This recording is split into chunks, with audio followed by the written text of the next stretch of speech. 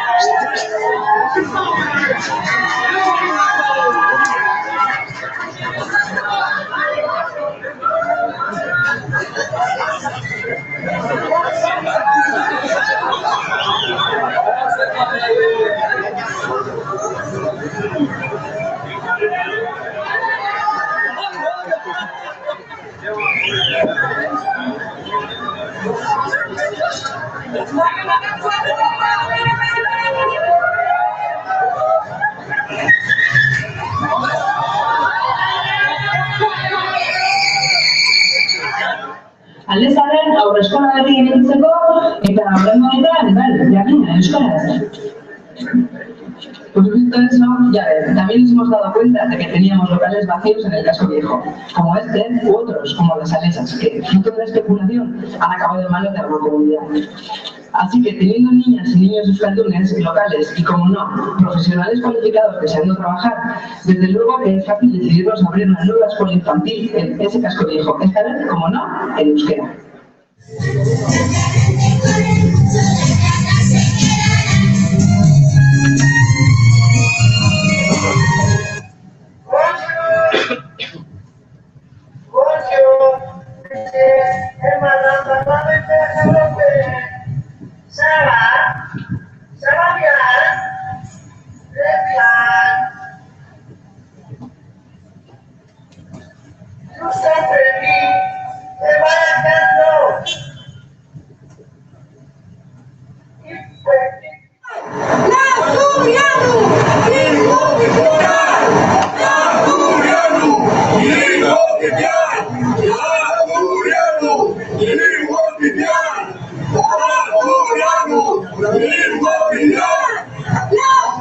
Euskarari doakionez, justuki erakusteko bazela demokraziaren urraketa bat, nahi izan genuen hautatu lehenik mezu orokor bat, Euskararena, eta hautatu genuen SNCF, jana baitu trenbideen sistema hori, bertan ezinezkoa baitzen entzutea Euskara, ez bozera gailuetan, entzuteko mezuak, ez da ere karteletan, dena frantsesez zen ikusteko ordutegiak, ikusteko treinak ere noiz heldu ziren, norak buruz edo nondik, imaginazioa landuz, pentsatu genuen posible zela treinak blokatzea, arratsalde oso batez adibidez, antolatuz trenbide gainean mus lehiaketa bat. Puede zerbait bagara, hitzegitaz euskaraz, euskalduna bazara, hitzegitaz euskaraz, aizkorak, zorrotz du,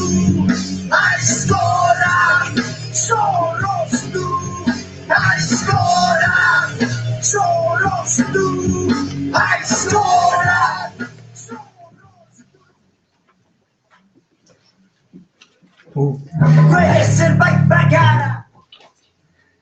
Hala, ekintza batzu ikusi ditugu, eta bukaeran ageri zen azken ekintza hori, demoak izan ziren, eta hemen dugun Gorkatorre demo bat, garaian demoak deitzen ziren, demokidea egan dezagun.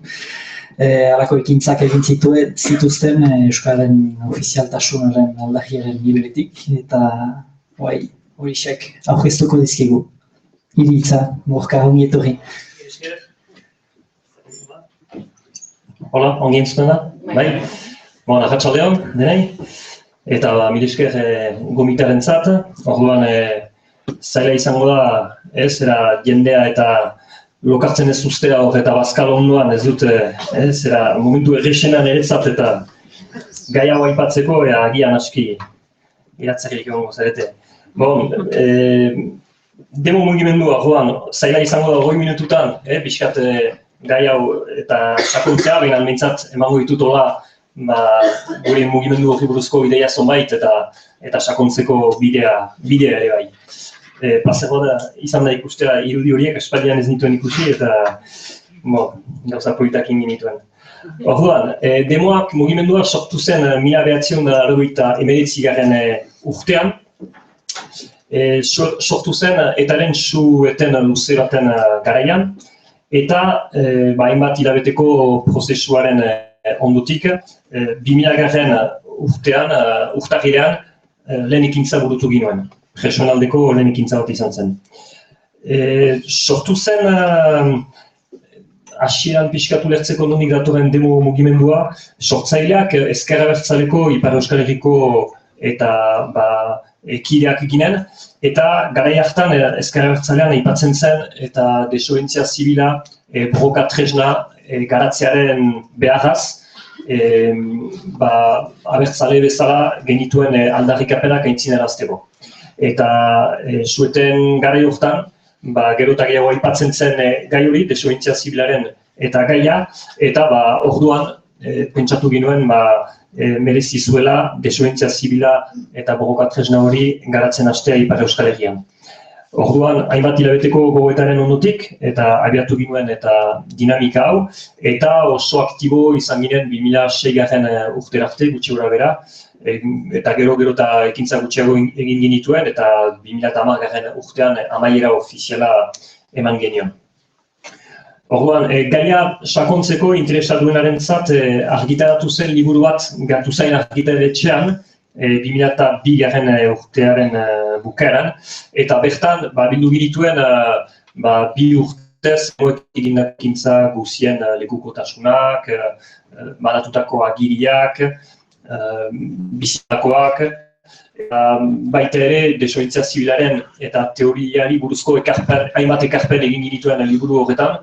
Nik uste dut, liburu interesgarria eta gelditzen da, hain zuzen ekintza mota hori garatu nahi duen ororentzat, zen hor bada esperientzia nahiko sakona, guk teoria mailan hainitz gogoetatu ginuen, eta ekintzetara pasaintzin, ekintzak egiterakoan segitu ginuen gogoetatzen, eta ekintza praktikoen esperientzia ere hori bada. Orduan, pentsatzen dut, aberatsa izan daitekeela gogoetatzeko desobedientzia zibilari buruz, eta Euskararen alde nola erabil dezakegun tresna hori gogoetatzeko. Orduan, 3 aldarrikapenen inguruan sortu ginuen demoen mugimendua, beraz bata zen Euskararen ofizialtasuna, bigarrena zen eta instituzio politiko bat ukaitea Ipar Euskal Herri mailarako, eta hirugarrena Euskal Presoen Euskal Herriratzea. Beraz, 3 aldarrikapen horiek eta Ipar Euskal Herrian mugimendu abertzalean pilpilean ziren 3 aldarrikapenak ziren, eta guk nahi izan ginuen desobedientzia zibilaren eta alorretik edo gure ekarpena egin aldarrikapen horiek aintzinatzeko. Orokorrago, erran dezakegu, gure eta helburu bat zen ere eta borroka armatuari alternatiba bat eraikitzea. Beste borroka tresna batzu eta garatzea.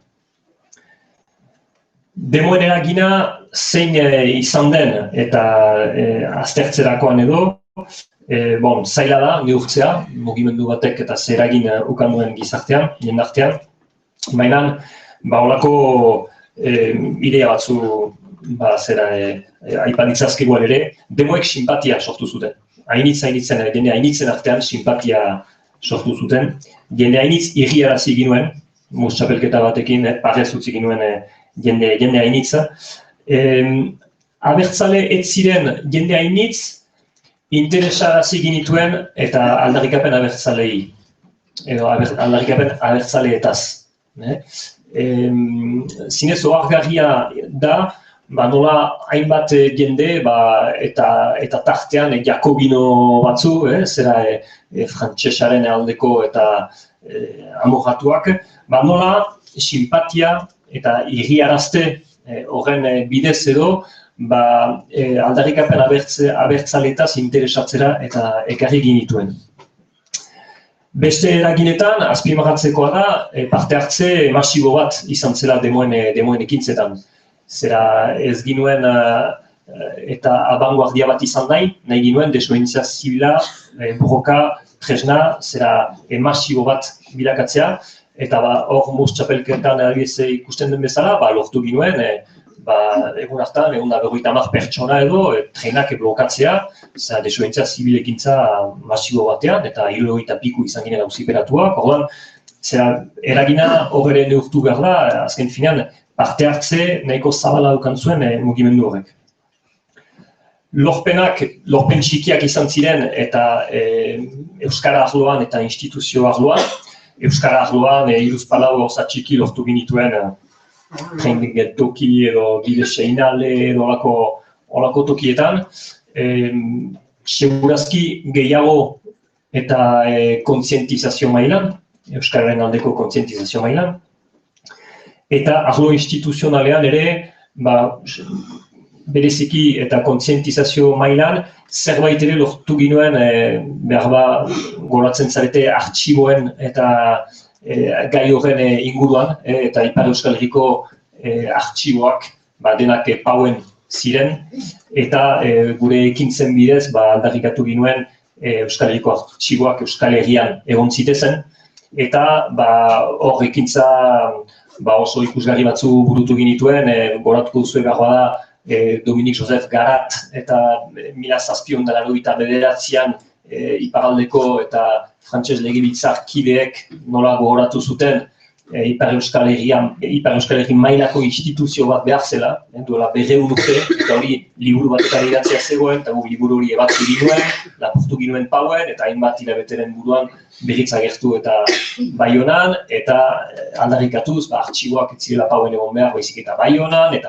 duela urte batzu, hain zuzen 2010 urtean amaiera ofiziala egin ginuen, sortu zelarik artxiboategia eta iparraldean. Beraz, hor ere ekarpentxo bat egin dugula uste dugu, eta bai ere ekarpen bat, hain zuzen, helburu nagusi hortan, eta zen, desobedientzia zibila, borroka tresna interesgarria zela, eta kontzientzia garaztea, eta hortan uste dugu ere bai, zerbait ekarri dugula.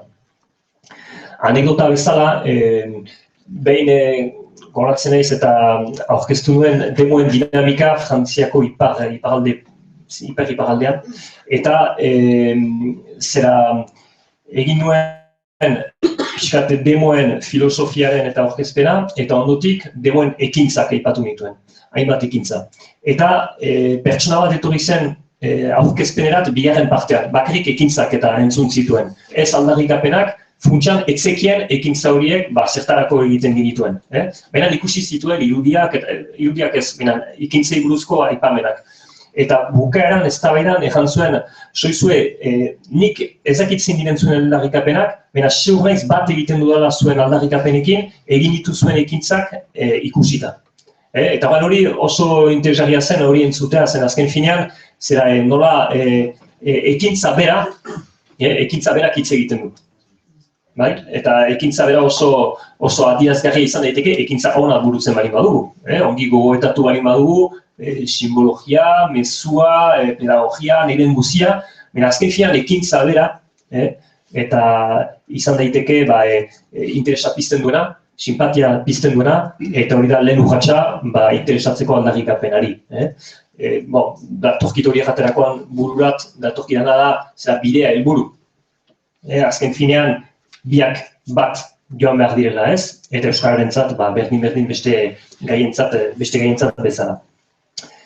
Demoen ezaugarriak aipatzerakoan, mugimendu autonomo bat zen, autonomoa inguruko beste egiturengandik, instituzioengandik, sindikatuengandik, alderdi politikoengandik, beste gizarte mugimenduengandik, eta autonomia bai erabakitzeko momentuan, zera gure erabakigunea bagenituen, gure biltzara baginuen, asamblea, bertan hartzen ziren erabakiak, orzen azken hitza asambleak zuen, eta autonomia ekonomikoa ere bai, nahiz eta isuna handiak bagenituen eta ordaintzeko, zera dirua beharrezkoa ginuen, dirua etorri da beti laguntzailean eta jendeen gandik, eta orduan, baginuen autonomia politiko eta ekonomiko handia, eta horrek segurazki lagundu du, demoetan atxik genezan bukaera arte gure filosofia, eta independentzia horrek hori gure izaerari eusteko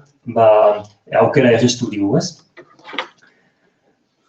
Gibeltasunarekin eta autokritika bat egiteko demo mugimenduari buruz, ez da urteak ari dira pasatzen. Hiru gogo eta hola etorri zaizkit prestatzerakoan eta hitzaldi hau.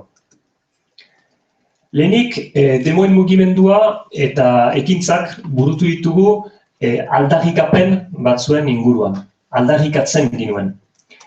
Eta horrek eran nahi du, baginituela nahi batzu, euskaltzale edo abertzale bezala, eta instituzioai edo estatuari eskatzen geniola aldarrikapen horiek gauzatzea. Beraz, aldarrikapen mailan ginen. Gaur oroak, pentsatzen dut, eta gehiago garatu behar dugun hildoa dela gu haurek gure nahiak gauzatu behar ditugula. Aldarrikapen maila batetatik, benetan pasatzea gu haurek gure nahien gauzapen maila batetarat. Hori netzat funtsezko eta aldaketa bat da, eta egiten dudan autokritika bat demoetan, eta hori arlo guzietan. Beraz, euskalduntzari dagokionez, ere bai, pentsatzen dut,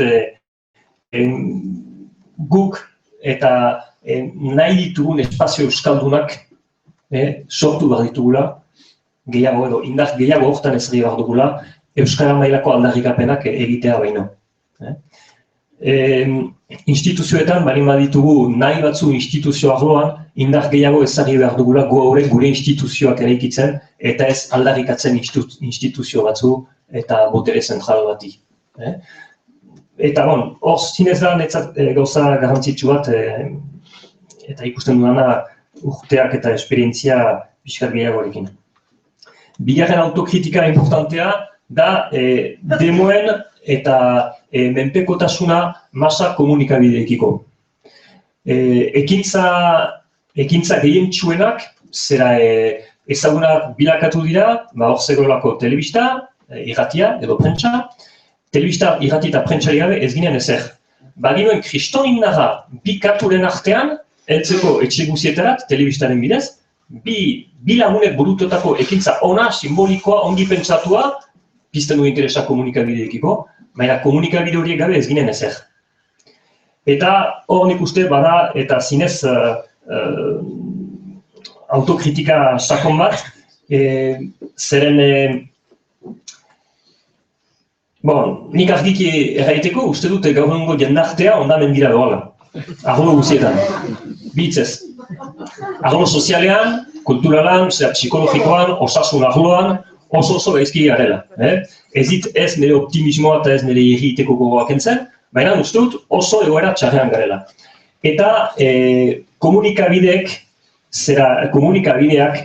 dira egoera honen partaide, masa komunikabideak. Eta orduan ez dira neutroak. Eta komunikabideen erabilpena da zinez zorroztasun handiz eta egin behar den zerbait, nik uste, problemaren parte direlako. Problema konpontzeko beharra erabilgarri izango dira, ikusteke, baina parte dira. Problemaren parte dira. Eta gu, espektakuloa egin dugu demoekin. espektakulua egin dugu. Zera komunikabideak eta izan dira gure lagun, eta espektakulua egin dugu. Orduan, ez du denborarik, baina ez dut zinez eta gogoetatzeko eta sustentzeko gai bat da. Azken autokritika, 3 mugatu naiz, aldarrikapen sektorialak ginituen. Hau da, Euskara hartzen ginuen aldarrikapen eta sektorial bat bezala, edo instituzioa.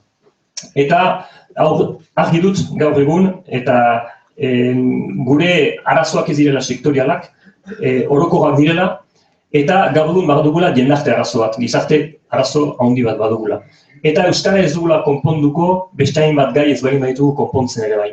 Orduan, nik uste gogoeta orokor bat eraman behar dugula. Ze jendarte nahi dugu, ze gizarte nahi dugun, eta Euskarak zetoki eta ukan behar duen gizarte horretan. Baina Euskara ez dugu konponduko sektorialki, bakarrik hartuz nik uste dut.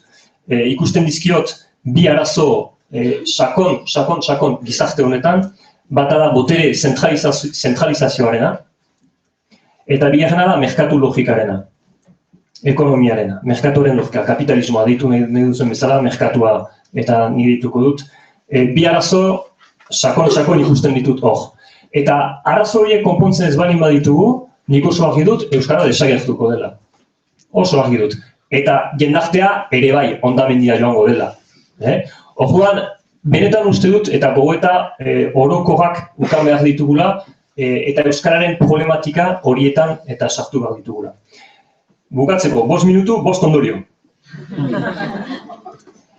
Lehena, ikusten dut, gogoeta oso sakona eraman behar dugula, hain zuzen, eta gure harreman politikoi buruz, botereari buruz. Eta nik uste lehen etxi behar ditugula, botere zentralizaturik gabeko ibi moldeak. Elikatu behar gara, esperientzia libertarioan, autogestio eta mugimenduan, asanbladen eta praktikan, eta benetan zera hortik planteatu behar dugu ze antolaketa politiko nahi dugun gizarte edo jendarte honentzat. Netzat hori funtsezkoa. Hau da, botere zentralizazioarekin pikutara goaz. Segitzen aldugu ondamendi horretan aintzinatzen oso fite, eta nik uste dut edarela aterako historia honetatik.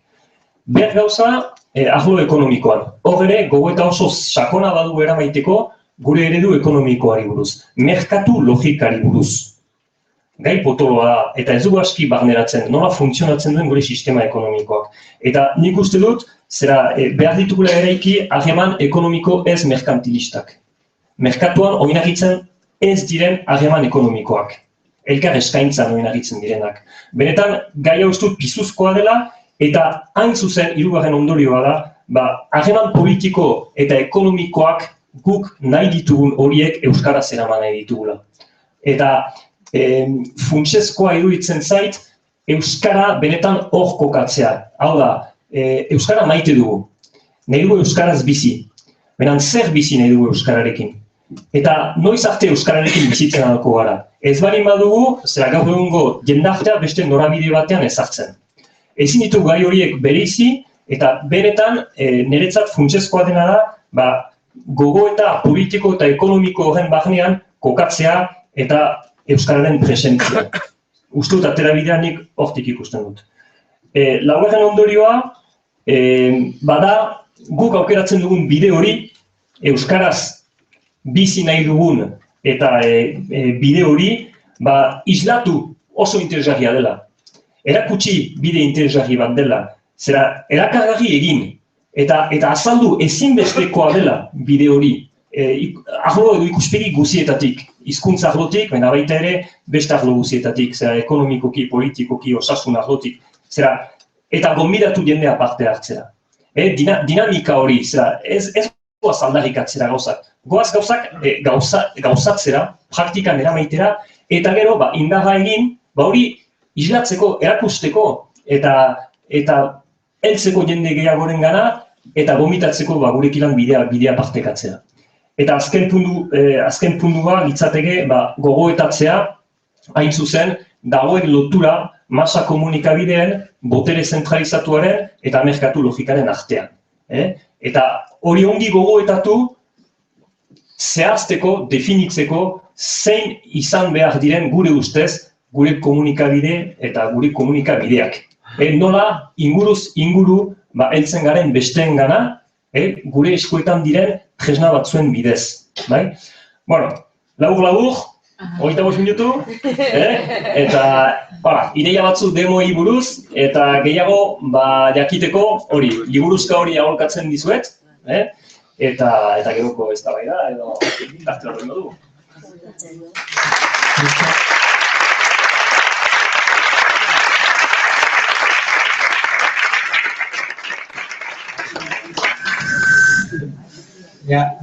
Galderari baduzuen, gorkari egiteko, hemen baliatuz.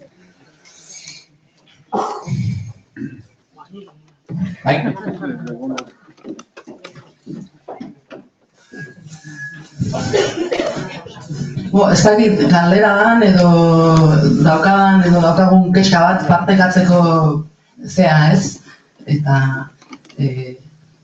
hori.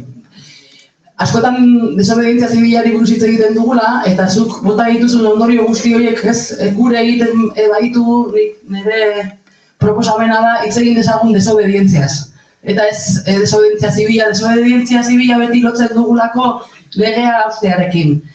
Legea finkatuta dagoen eta araututa dagoen. Orduan, guazen hitz egitera ez arau sozialak, edo guazen arau sozialak haustera. Eta uste dut, bide horretan, nolabait, zeharkatzen ditugula zu proposatzen dituzu eremu guzti horiek, berrartzen dugula Mikelek lehen proposatzen zuen hori, guazen hitz egitera leku guztietan euskaraz eta horrela, ez? Bueno, ia zer gertatzen den, eta gainera uste dut lotzen dugula feminismoarekin. Eta ez dugu inon kanpoan uzten. Ze, hitz egiten dugunean, ezarrita dauden lege horiek apurtzeari buruz ondo dagoela eta bide bada, eta ni horren partaidea ere izan naiz eta izango naiz etorkizunean uste dut, ez adibidez eskubide batzuk ez dituztenak kanpoan uste ditugu, ez dakit ulertzen zaidan, baina paperak ez dituzten horiek ez dute parte hartu, edo.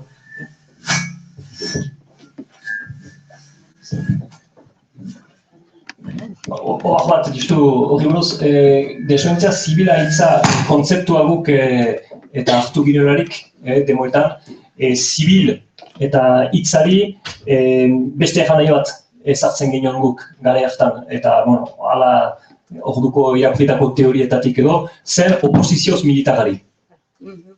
Bakarrik hori zen. Etzen legearekiko edola, desobedientzia zibila da, militarra ez dena. Beste hoarrik? Baute da, bai, antxe beste bat.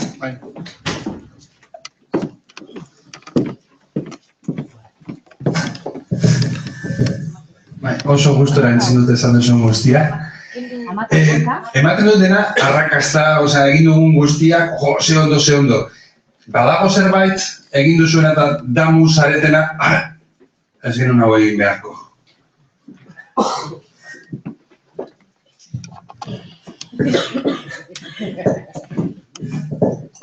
Hola, bat-batean, ez dakit, autokritika hortan adibidez, autokritika hori ustut hain zuzen, azpimarratzen dituela, nik gaur egun berriz egingo ez nituzken gauzak. Bestalde irakaslea naiz eta ikastolako horrekin urteak pasatzen dituen egarenik telebistari gabe bizi naiz, ez dut telebistarik nahi, ez dut gustuko, eta aste guziz telebistan ikusten ninduten eta horiz jantzita eta ekintzak egiten, ez? Kriston kontradikzioa eta hortik autokritikak eta hortik ez, zera...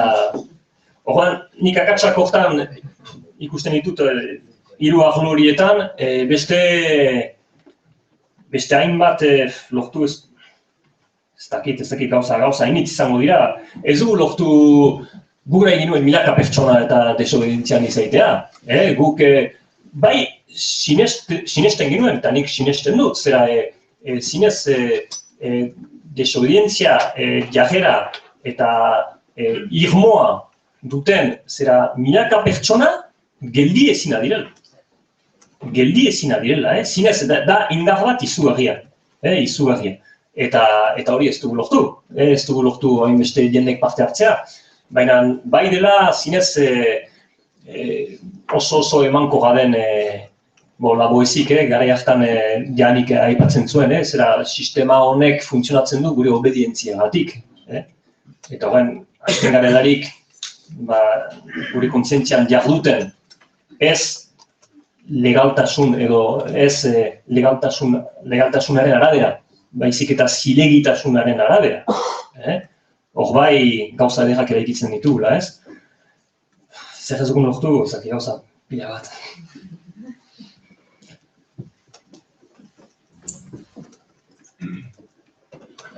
Aski, denbora joan zaigu, mila esker, Lorka. Nik zuei.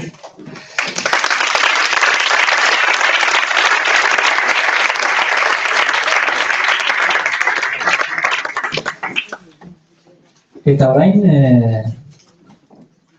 Lucho Egia del Rio, etorriko zaigu, eski, mediatizatua izan zen performance bat, joan den udaberrian, Bilbon garatu zuena. Gaztelera ahantziz bizi izan zen, hilabete batez, Bilbon. Eta, ze konotzen ikuzun, zuri hitza, ongi etorri.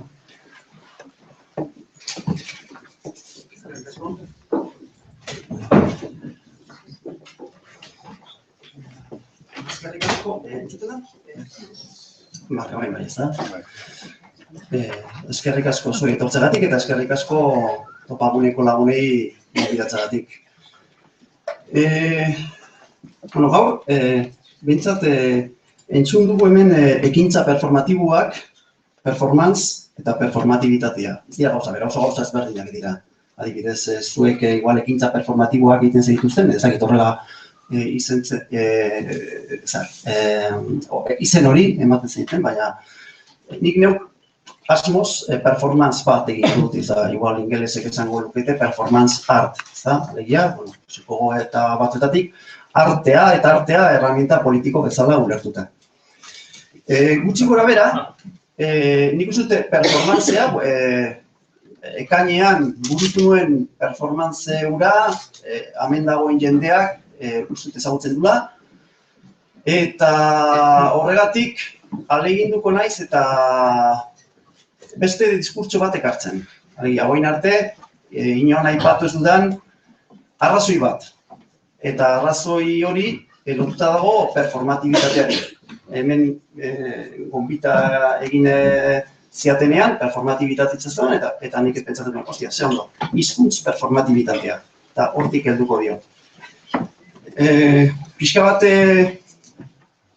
lehendabiziko parte igual teorikoa hau da, eta zehatuko naiz panik eta menuan, eta gero irakurriko dut, ponentzia bat idatzi dut, eskatu ziaten, eta ez galtzeko irakurriko dut. Beraz, hasiko naiz.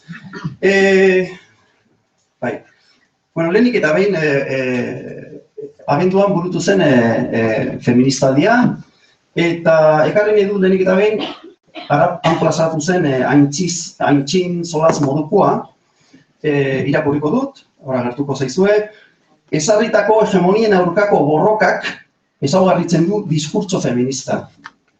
Eta status quoak, egungo botere harremanek sortu eta normalak balira bezalako hamaika indarkeria erakusten dizkiguten konbentzioak ditu oinarri. Indarkeria horiek desnaturalizatu, lehen Loreak aipatu du, eta botere harreman horiek irauliko dituzten marko teoriko eta praktikak sortzea izan da feminismoaren zereginetako bat. Praktika feministek ematen diren une beretik egiaren uste konbentzionalak kontraesanean jartzen dituen jakintza multzo bat sortzen dute.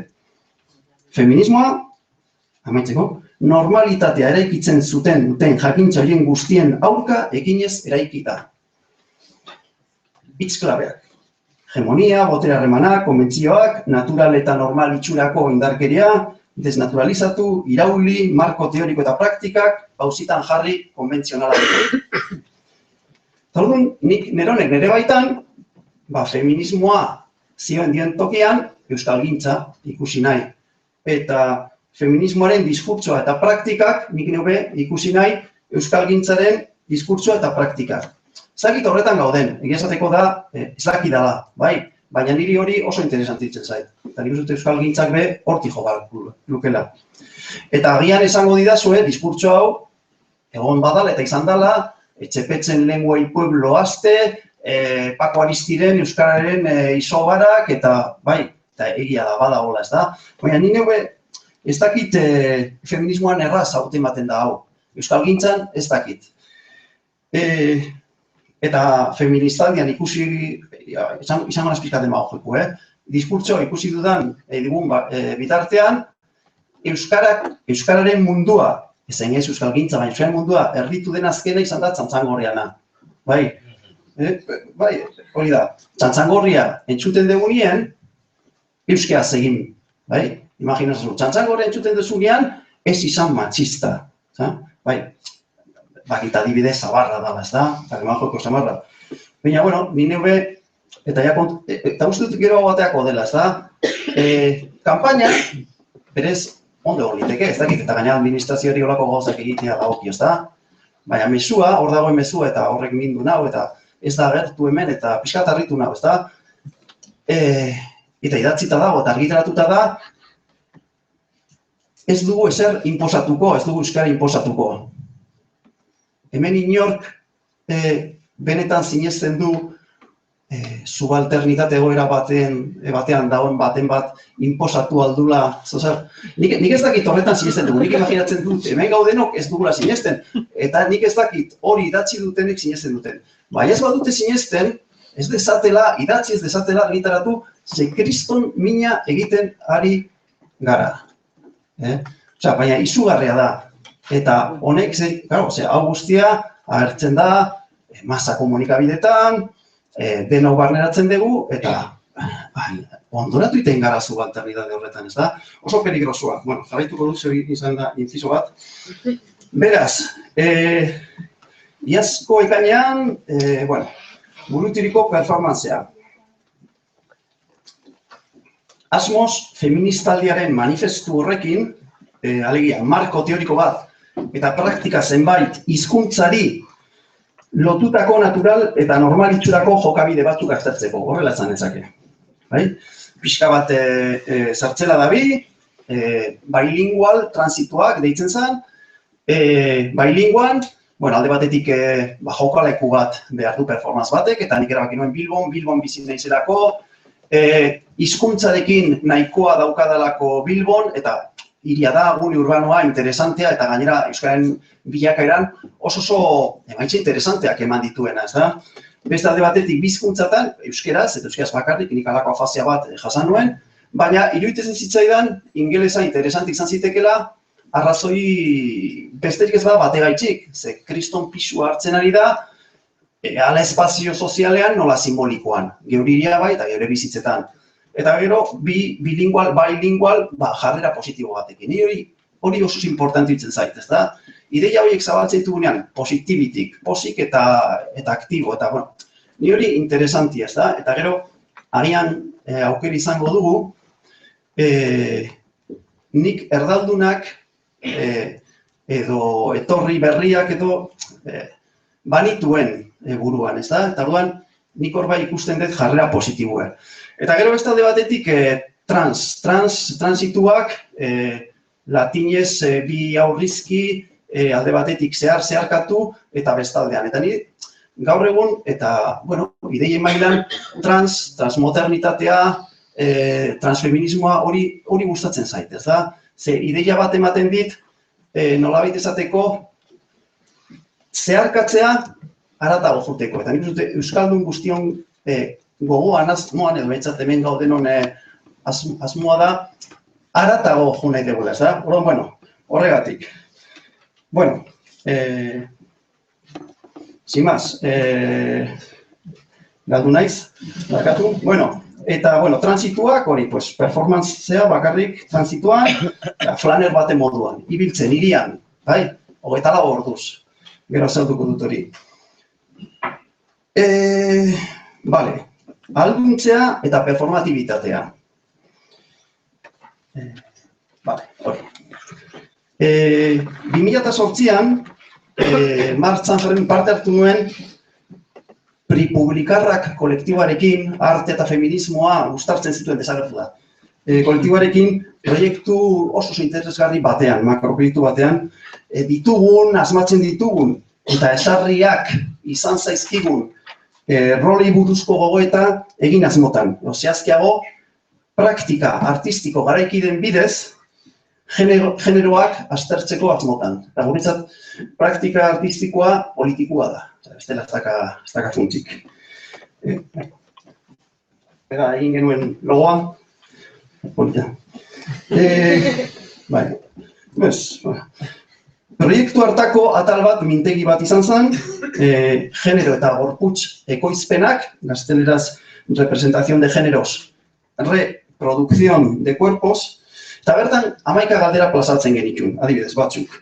Zer da gizon moduan jardutea, zer esan nahi du emakumizateak, nola jokatzen dute eguneroko bizitzan, nola jokatu nahiko nuke, zenbat rolekin jarduten dut, nolakoak dira onartutako binomio horrek hartzen dituen role ezarriak, nolakoak dira baztertzen ditugunak, zer dira binomioak indartzeko gizarteak erabiltzen dituen ikonoak eta referenteak, nolakoak dira generoan arteko eta genero barruko botere harremanak, badu generorik botereak, 11 galdera. Eta horretarako, dispositibo batzuk sortu genituen, haietako bat izan zen argazki lehiaketa bat, mundu osoko 1000 lagunek parte hartu zuten, eta, okerrez banago, Maria Llopis Valentziarra Girls Jurai Porno taldeko fundatzaileetako batek irabazizun, eta oso gauza interesantea. Orduan, ni neuk hasi nintzen ere artean, hori pentsatzen digo, igual, olako gauzaen bat ekarri alda hizkuntzara, ez da? Artean, arte eta feminismoa, 70ko hamarkadan hasita, Marta Rosler edo Judy Chicago, edo Miriam Zapiro, geroago Gerria Gels, Annie Sprinkle, hor egon da gauza bat, egon da mugimendu bat oso interesantea emaitzik aragarriak eman ditun, ez da? Eta egun, pixka bat hau esaten ere kokatzeko. Horren, hori izan abiapuntuetako bat, ez da? Gogo eta horiek. Orduan, rolak hartan, genero performatibitatearen ideia zegoen. Nirean ere egongo zen, bai? Lehenik eta behin, ni generoan, eta aipatuko dute gauza pare bat, baita ezberdintzeko performatibitatea eta performance. Performance, nirean, aldez aurretiko gogoeta batzuk, onak txarrak, berdin dit, kokaleku bat, jokatzeko, performatzeko, eta gero, zabalik utzi. Nik uste hori dela performance baten ezaugarri nagusietako bat, nagusiaz bada, ezta? Utzi joaten, bai? Eta ea zer ekartzen den. Eta gero, performatibitatea. Eta hau, performatibitatea, performatibitatea, deno dakigunez, pixkate, dut, aritze bat da, egite bat da, baina zedozein aritze, zedozein egite, ez da? Ez da inoiz modu isolatu baten ematen. Genero performatiboa dela esaten dugunean, esaten ari gara, hain zuzen ere, norma sozial batzuen araberako aritze errepikatu edo reiteratiboa dela, ez da? Eta, sari, lehen aipatu du Iñakik, sari eta zigor sistema baten barruan aritzen gara. Hori, hizkuntzare ekar dezakegu, eta hori zen, hain zuzen, nire asmoan. Ordan,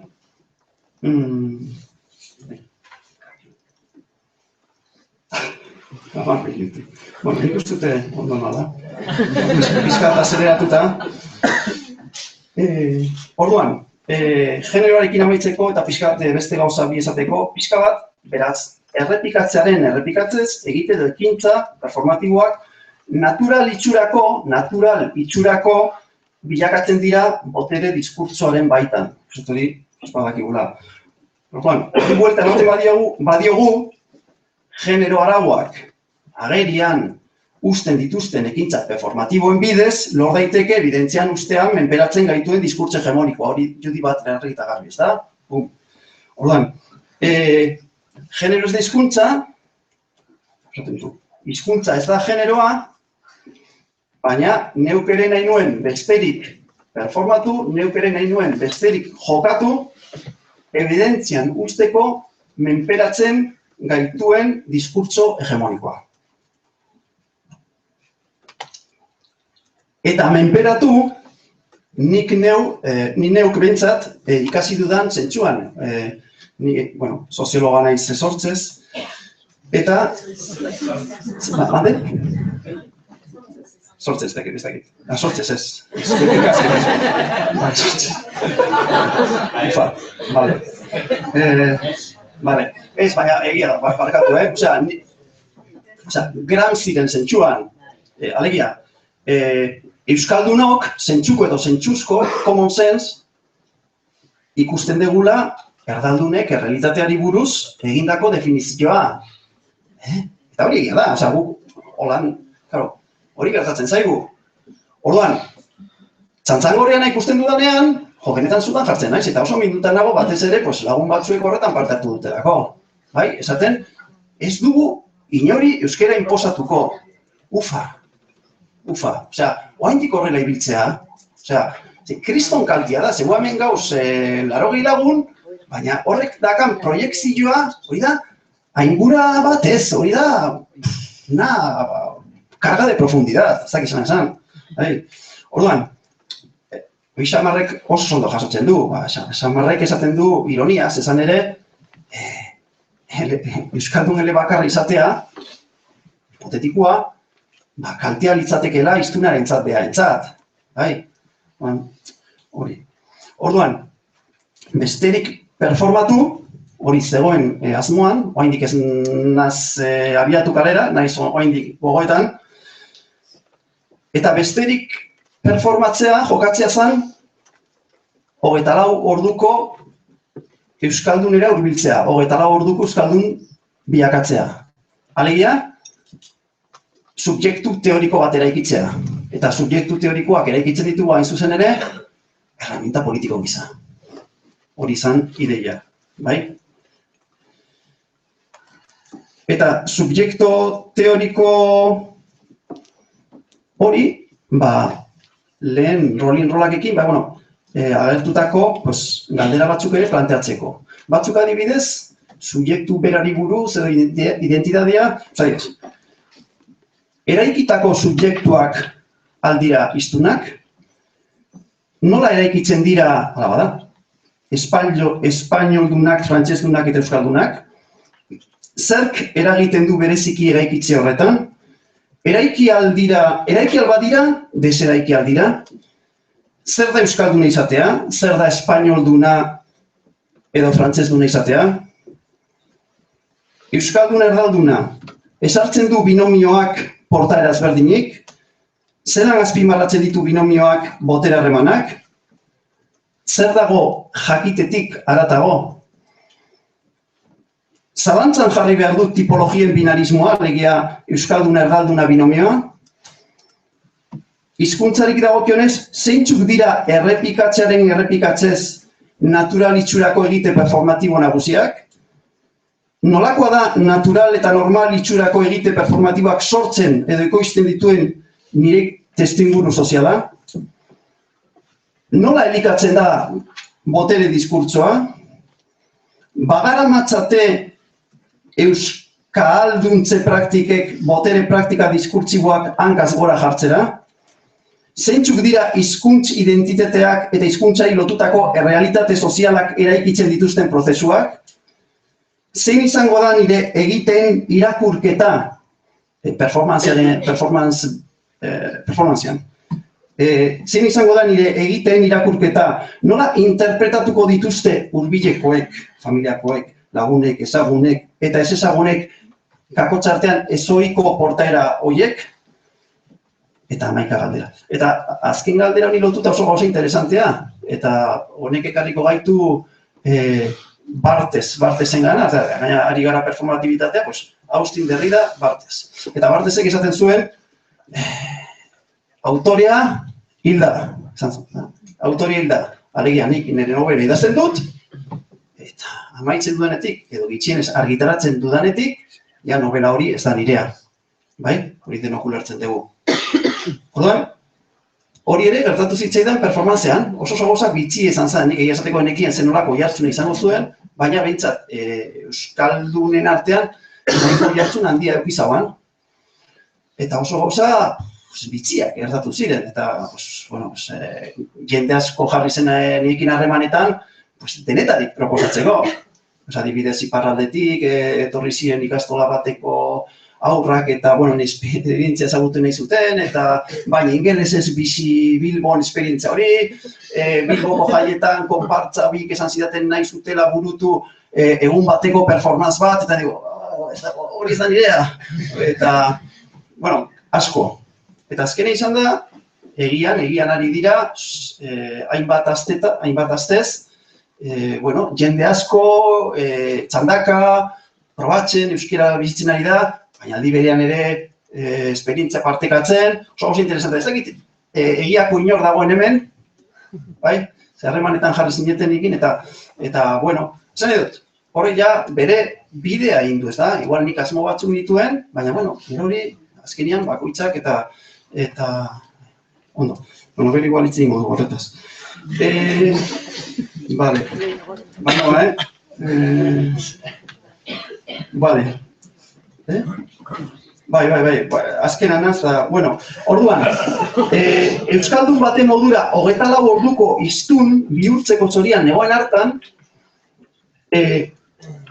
funambulistatzat hartzen dituten, euskaldun funambulistatzat. Eta hasieran lagun batzuei bakarrik esan diken zer egiteko asmoan akan, eta orduan, esan burutik egin alzaik. Baina, bale.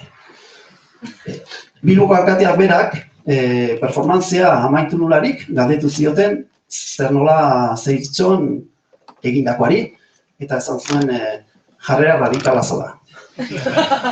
Neurri batean bada, lagunek esatetxet, tio, ufa, eta bale. Baina, karo, euskaraz bizitzea jarrera radikala, nola begiratzen dugun, ez da? Orduan, beste galdera batzuk, etorri zitzaizkian burura ja, astear nengoela, jai batekin abiatu nintzen, Lore etorri zen, ondo pasatu genuen, nahiz eta euria barra bota zuen, festa batean. Erdalduna definizioz egun osoko bada, beharrote du euskaldunak ere pareko egoera hizkuntz tipologiari usteko? Hori, hor botatzen. Erdalduna egun osokoa bada, eta erdalduna da, geuk eraikitako gauza bat. Zaki noiz eraikiko zen, nori buratuko zitzaion eta zein mendetan, baina erdalduna da euskaldunon eraikitze bat. Erdalduna egun osoko bada, zer da euskalduna? Definizioan euskaldunak egun osoz ere behar badu, ezin dezko. Baina behar badu, zer izan naiz orain arte. Orain arte, euskalduna izan ez banaiz, nolakoak dire euskaldunak. Zein da euskaldun baten egunerokoa? Nola bizi da? Eragaitza, alazki erraza da haren bizimodua. Nola hartuko ote naute bilbotarrek. Hori datzita zen, ziren nire gogoetak. Eta gero beste 11 galdera danak zehatzagoak edo mundanagoak. Espazioi lotutako galdera, gainizkuntz, askotan esaten dugu, frantzez espainola, albo hizkuntzak, ez, Koldo Izagirrek esaten duzu garbi, ez, gain hizkuntzak, eta termino hori ni gustatzen zait. Gainizkuntzekiko harremani buruzko galderak, eguneroko zeregini buruzko galdera, jarreri buruzko galderak. Eta murgildu nintzen, eta ja, kalera batean nintzen.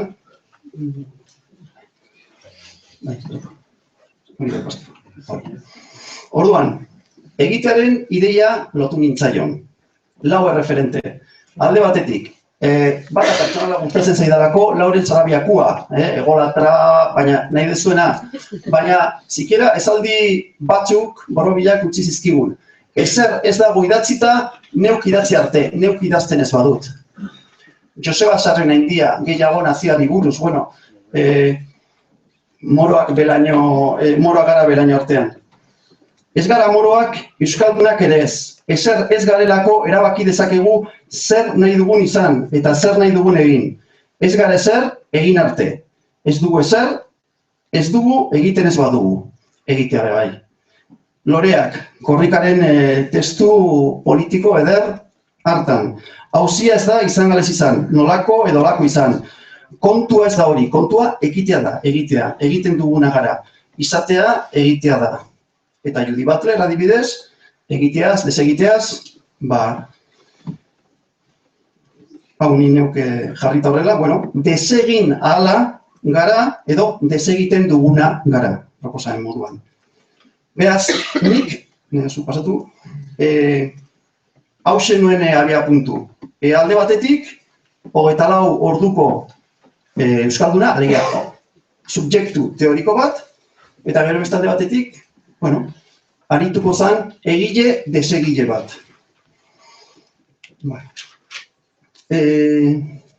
Igual pasatuko dut. Ni finean euskeraz bizi nahi du, goiburu hori, ezta? Euskeraz bizi nahi dut. Nik euskeraz bizi nahi nuen. Edo hobeto esan da, euskeraz ere bizi nahi nuen, ze euskeraz ere bizitzea esan nahi du, 24 orduz hiri baten aukera izatea bizitzeko. Orduan, guk askotan erabilera, azken aldion, azken urtetan, erabilera suspertu guran gabiltza, eta Bilbokoa, nik dazkadan datuak behintzat 2011 arte, azken 20 urtean, erabilera alatzekoa, nolakalekoa, 3 bueltan dabil. Horrez aurrera, ez atzera.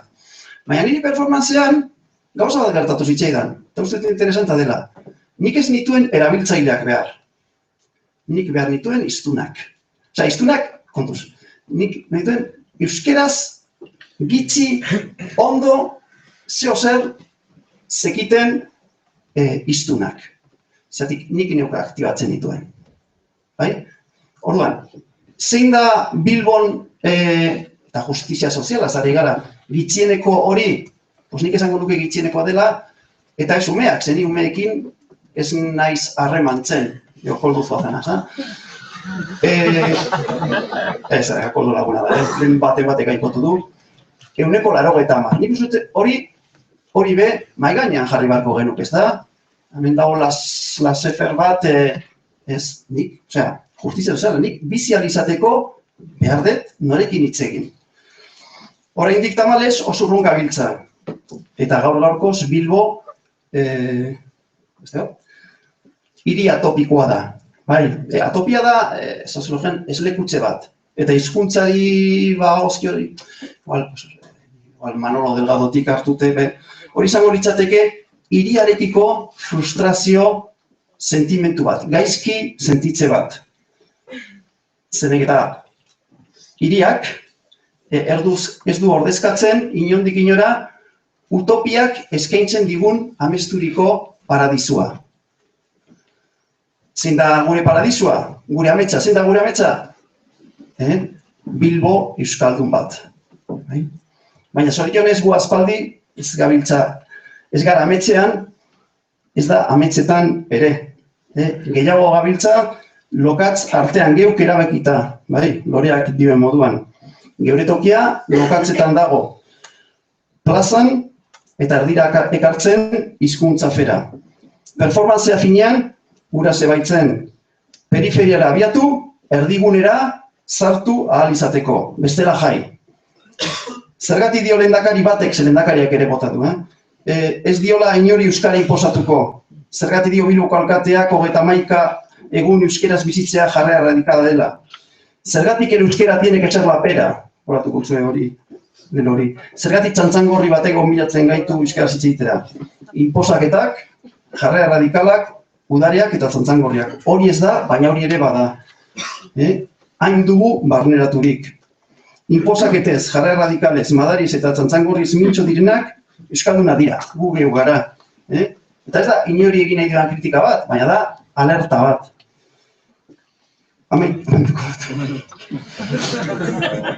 Laurerro.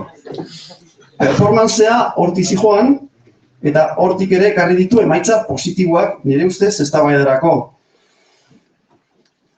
Amaitu nuerako, batek baino gehiago, euskaldun, zein erdaldun, eta nik somatu nuen inguruan, arnaz hartuko zuen, sakon eta bere baitan esan. gizajoa, amaitu zaio fikzioa, subalternitatera bueltatu da, historian barrena Errusiako frontea konkistatzen ausartu direnen gizara. Oizumatu du. Eta behar bada, baina transitoa buruturik nontarteka pertsonaia eta pertsona nahaztu eta lausotu ere egin ziren. Eta non agian euskaldun sartu nintzen, baina trans-euskaldun irten nintzen. Eskerrik asko.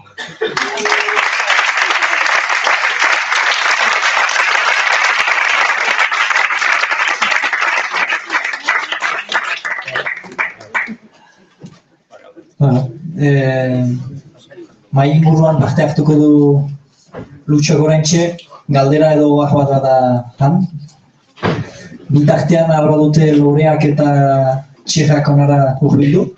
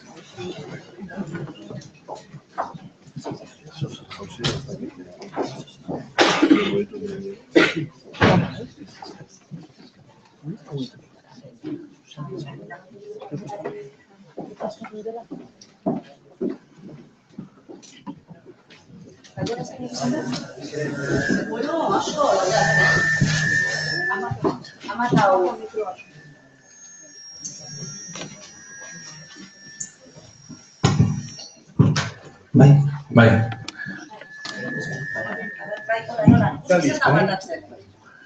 Arratzalea Lutxo.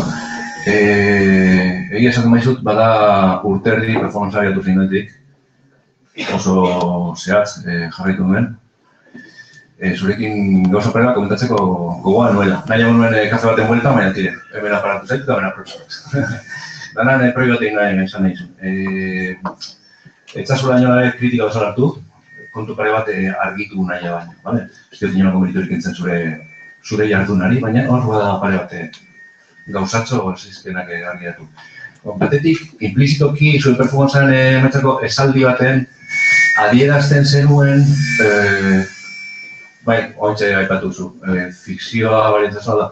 Adierazten zenuen implizitoki izan, beste inor euskera sarituko espalitz bezala Bilbon. Eta nik, eta eskritika bezala ez da gutxisteko ere, gehiago gitarra batekoa, argitu balizut, bagarela bilbotarrak urteak daramatzuna egunero euskaraz bizitzen, saiatzen eta askotan lortzen Bilbon. Espaitegitik, komisaldia, pasatuz ogitegitik. Bagarela, eta zentzortan igual performanceak albo eragina izan zezakeela, zubilitako lekuetan, urrengo euskaldun, jardun osoko euskaldun bat, euskaltzale bat agertzen dena esotu duten performantzikotzat hartuko ez. Eta gero badago beste gauza bat asko zer pentsatu eman zidan eta seguro gona otxarrak ondo ulertuko nobela. Rola. Nik ez dutetan zelan egin beharko litzakeen, azteko lurra lantzen duenena dalako, eta neko ameritu daukazulako, baina bide batzuk zabaltzea lortu zulako, egiako aurpatu zu, prebiro ez bat zagoen, baina, hainbat erakunde, eragile, ari dira bide hori jorratzen, lehenagotik, baina gero bideakatu egin da, zure eragina esker, zati handi baten, Euskal Herria Euskara eta bil aktibazioan balekutan zertzen, deaktibai Euskari plataformak 200 pertsona aldundu, edo bintzat trebatu indituta jorretan, eta aldorde zorionak. Baina badak kontuak, eta barri binot, eta nik ez dut ez nahi inor baloratzeko, ingeles hartu zenuen muleta bigarren aukera bezala ez, o beste bakizkuntza bat, o beste ez, hori hogeratu zu, eta zeurela nodan, pare. Baina, badia momentu batzu zuen performancean, galdera zehatza da, ematen di sentsazioa, joan zara, esperimentu egitea. Banoa, eta ia zer topatzen duen, eta rolatuen narama, kakotzen artean. Ez ote da asko zuzenago, euskaltzale batek eta euskaldun oso batek izan marko duken jarra mantetzen da, exigitzea, zu zeu, menpeko goran ez zaudenean, adibide jarriko zu, zeure performancekoak. Parkatu. Batek laguntza eskatzen zuenean pakete bat eramateko, eta azkenean inplizituekin espresatu den zaitu atzertatzen atartzen, zuri eskatu dizu, zu daukazu pote, bera dauka beharra. Eta, berak gainetik pasetan espretan zuzu, ez? Baina batez ere dirua tarteko dagorako, dentistaren gana zozenean. Agilariak oso txarko erantzuten dizu, eta ematen du irentzitu zalda. Ferran Zuaik esaten du, zuk diruan dagoela poterea, maila handi baten, eta kotxe bat erostera basoaz, kopuran abera ere, ze euskalgitan hitz egiten nahi duzun ere aukera ezaketzula. Ez da gia, ez da inoesterako, baina badago horre eragiten handi bat, ez? Orduan, zentzu hortan, dentistaren unean, zoazenean bezero bezala, ez ote duzun zeuke joso eta zeuke indarra hartu behar, zeuzanako bezero pera bizigaldako zugandik eta horre planto egin, ez? Erpindi horiek ez oso argi datu, ez dira.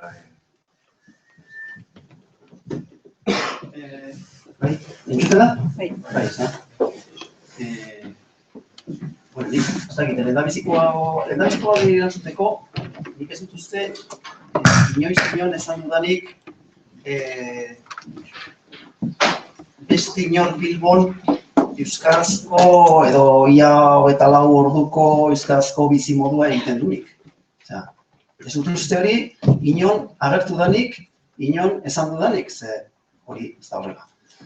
Egia da, Bilbon, eta Bilbo bezalako gune urbano batean, euskara hutsean aritzea, bizitza normal baten zinezkoa dela. Zinezkoa dela, zeretik topatuko duzu baten bat, familiakoa, lagun artekoa, ez dakiela, eta orduan, zuzeu ja daukazu, bai, denda batea sartzen baldin baza, eta ni horrela jokatzen duen, pues bai, ez da, behartu, lehenitza, bigarrena eta hirugarrena, eta berzela modatzen garen. Baina igual nire kuadriakoa baldin bada, eta txikitako laguna, saiatuko naiz erakartzen, eta bitxu, pozik nago, zezen asmoa, etzen horren beste euskararen militantziari lokututako gauza bat. Esperimentatzera, ez, zan gehiago igual soziologiari lotutako gauza bat. Baina pozik, talen aipatu dute erdaldunena, eta hori gero atako eta positibizatzena, nik gure kuadrilan, erdia baino gehiago erdaldunak dira. Eta lehendabiziko egunean festa baten genuen batek, baina hau da, hau peruarra, Luis, esan zuen, bani animatu behar dut euskaraz ikasten. Eta ikasi du, bai? Eta, ikasi du ez, barkatu, hasi da euskaraz ikasten. Baina, badakigu zein den Bilboko egoera, eta nik, halakorik ez izan, za? Orduan, zan, hausnartze bat, zentsu horretan performance bat. Nik errespetu osoz, eta gaina hori uzut toki guztietan esan dudala, nik euskalgintzari eta batez ere Bilbon, ez sekulako errespetua ditot. Eta, zentsu horretan. Eta gero, bestie, nik ez dakit, aurreritzirik gabe plazatu nintzen. Bakit hori oso saia dela, azkenean denot azkagu, baina, gogo eta batzuk eta plazatu nintzen, eta berze pasatzen da, baina ez dakit. Gero itxingo du. Bueno, arratsaldeon, da eskerrik asko, ona etortxagatik, Lutxo eta Lorea apurbete bedurtuta daude. Galdetik didate Baskarian zehar, zintzuk ziren egin beharreko galderak, eta ni mutu geratu naiz. Ez diet ezer esan, orduan, atoz apurbet, hau improvisazioa dela, bai, kontuan hartzeko. Apur bat, nik bioi inguran utzien lehendabiziko galdera doa apur bat, gaurko jardunaldien izena ere aktibazioa sekarren, beste hainbat berben onduan, bai? Eta, nik apurbet, ematen dago azken aldi honetan ere, kanotari garela apurbet aktibazioaz berbaz, bai? Igual ni zinaz apurbet laburtxue, eta aktibazioa entzuten dudanean ez dakit zer esan nahi dugun aktibazio horrekin. Ez dakit denok igual ulertzen dugun, baina, nik bai galdetu gura neuken aktibazioa, bai, esaten dugu behin da berriro, baina aktibazioa zertan, edo zertarako.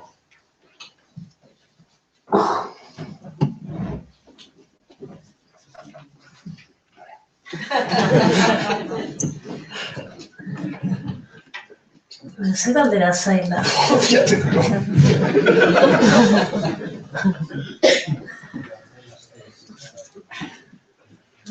Aktibazioa zertarako eta nola edo horrelako zerbait?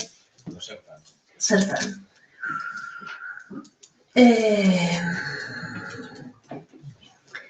Bueno, nik uste dut aktibazioa beharrezkoa dela, menpeko edo subordinazioan dagoen zein egoerari aurre egiteko, ez? Eta subordinazioa ulertuta ez hainbeste biktima bezala, baizik eta, botere gabe izanagatik, botere maila bat ere praktikatu dezakeguna. Eta behar bada Lutxok egiten duen hori ere bada botererik izan gabe, botere maila bat hartu eta praktikatzera eramatea, ez? Aktibazioa hizkuntzari dagokionez zertarako, hizkuntzaren normalizaziorako, bale. Aktibazioa nik uste dut gero eta gehiago izan behar dela lekukoa, izan behar dela partikularra, izan behar dela ekimen jakinekin, adin, genero, jende, multzo, herri, zonalde soziolinguistiko, ez egiten iruditzen gero eta ekimen gehiago egin behar dira konkretuki behar den horretarako. Aktibazio mota diferenteak egongo dira. Eta lehen, Iñakik ere aipatu du, eta segurazki ekimen eta diskurso guztiak ongi etorriak izango dira. Eta batzuetan funtzionatuko du identitatearen paradigmak, eta beste batean ez du funtzionatuko identitatearen paradigmak, funtzionatuko du oxigenoarenak, edo funtzionatuko du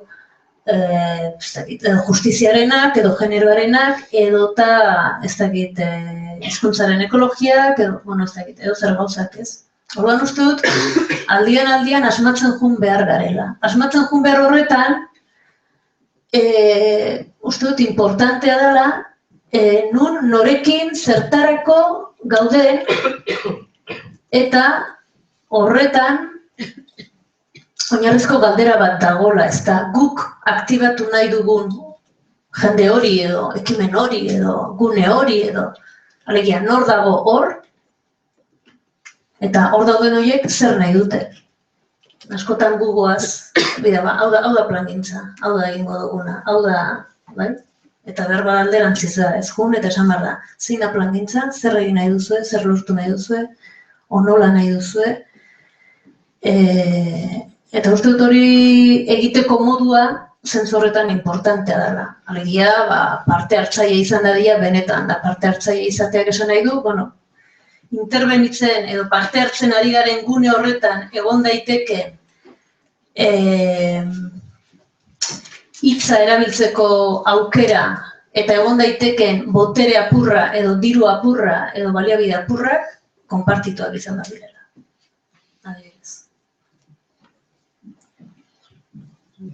Bai, ezagite, aktibatu, zer aktibatu? Euskaldunak aktibatu, euskaltzaleak aktibatu, erdaldunak xarmatu, eta orduan gure erakarri eta aktibatu. Niri erdaldunea asko interesatzen zait, ze uste dut, neurri batean hori lagata daukagula, kakotzartean, askoz gehiago, egin dezakegu, ez euskalgintza moduan, baizik eta, ezagit, gizarte moduan. Larrañagak aipatu du gauza bat, nik asko gustatu zaidana. Gelditzeana. Ni abiatzen naiz, baina gelditze batetik nator alegia, geldi gaitezen eta pentsa dezagun, ezta? Baditu, diskurtsoa, ne ustez, euskalgintzaren diskurtsoa, aspalditik dago nahiko ondo idatzita, eraikia eta artikulatua. Azken liburua netzat interesantea, Jonena, Hiztun Poliza. Horeak esaten duna, eta zuek, bai? Arazal dauzkagu, diskurtso horiek zabaltzeko, jendearen gana jatzeko, eta jendea aktibatzeko. Eta zenbait barne zalantza gauza batzuekin, eta nik aipatu dut, inpozataketena, ni oso grabe egiten zait oso larria. Hori gure diskurtsoan, beste gauza bada nola plazatzen garen. Nien naiz tutelera joango eta esango diet, no, ezke, danotik ikasi behar duzu euskeraz.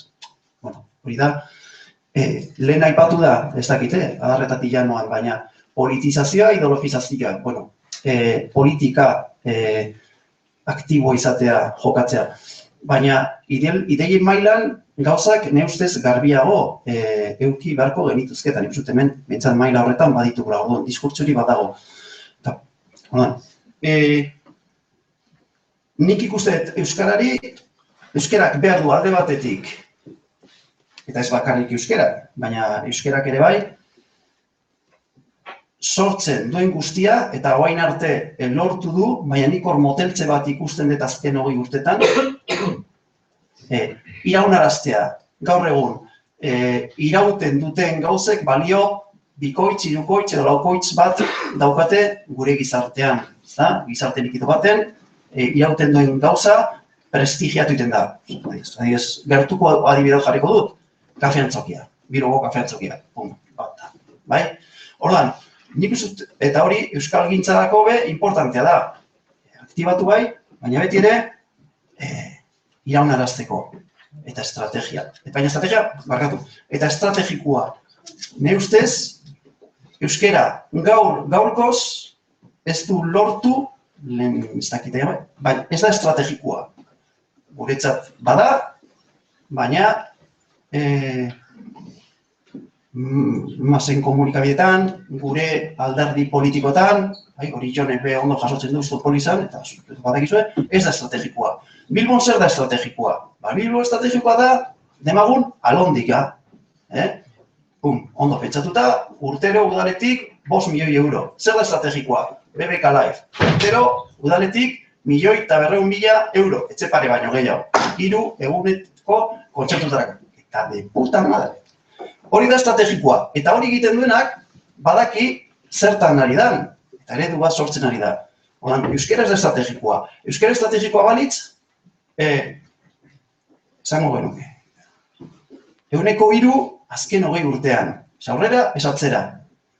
Baina, besterik ez bada, 10 urtean, puntu lortu beharko ditu, hilo beharko ditu, 5. Harinaz, ez da? Hori ez da existitzen euskaren munduan.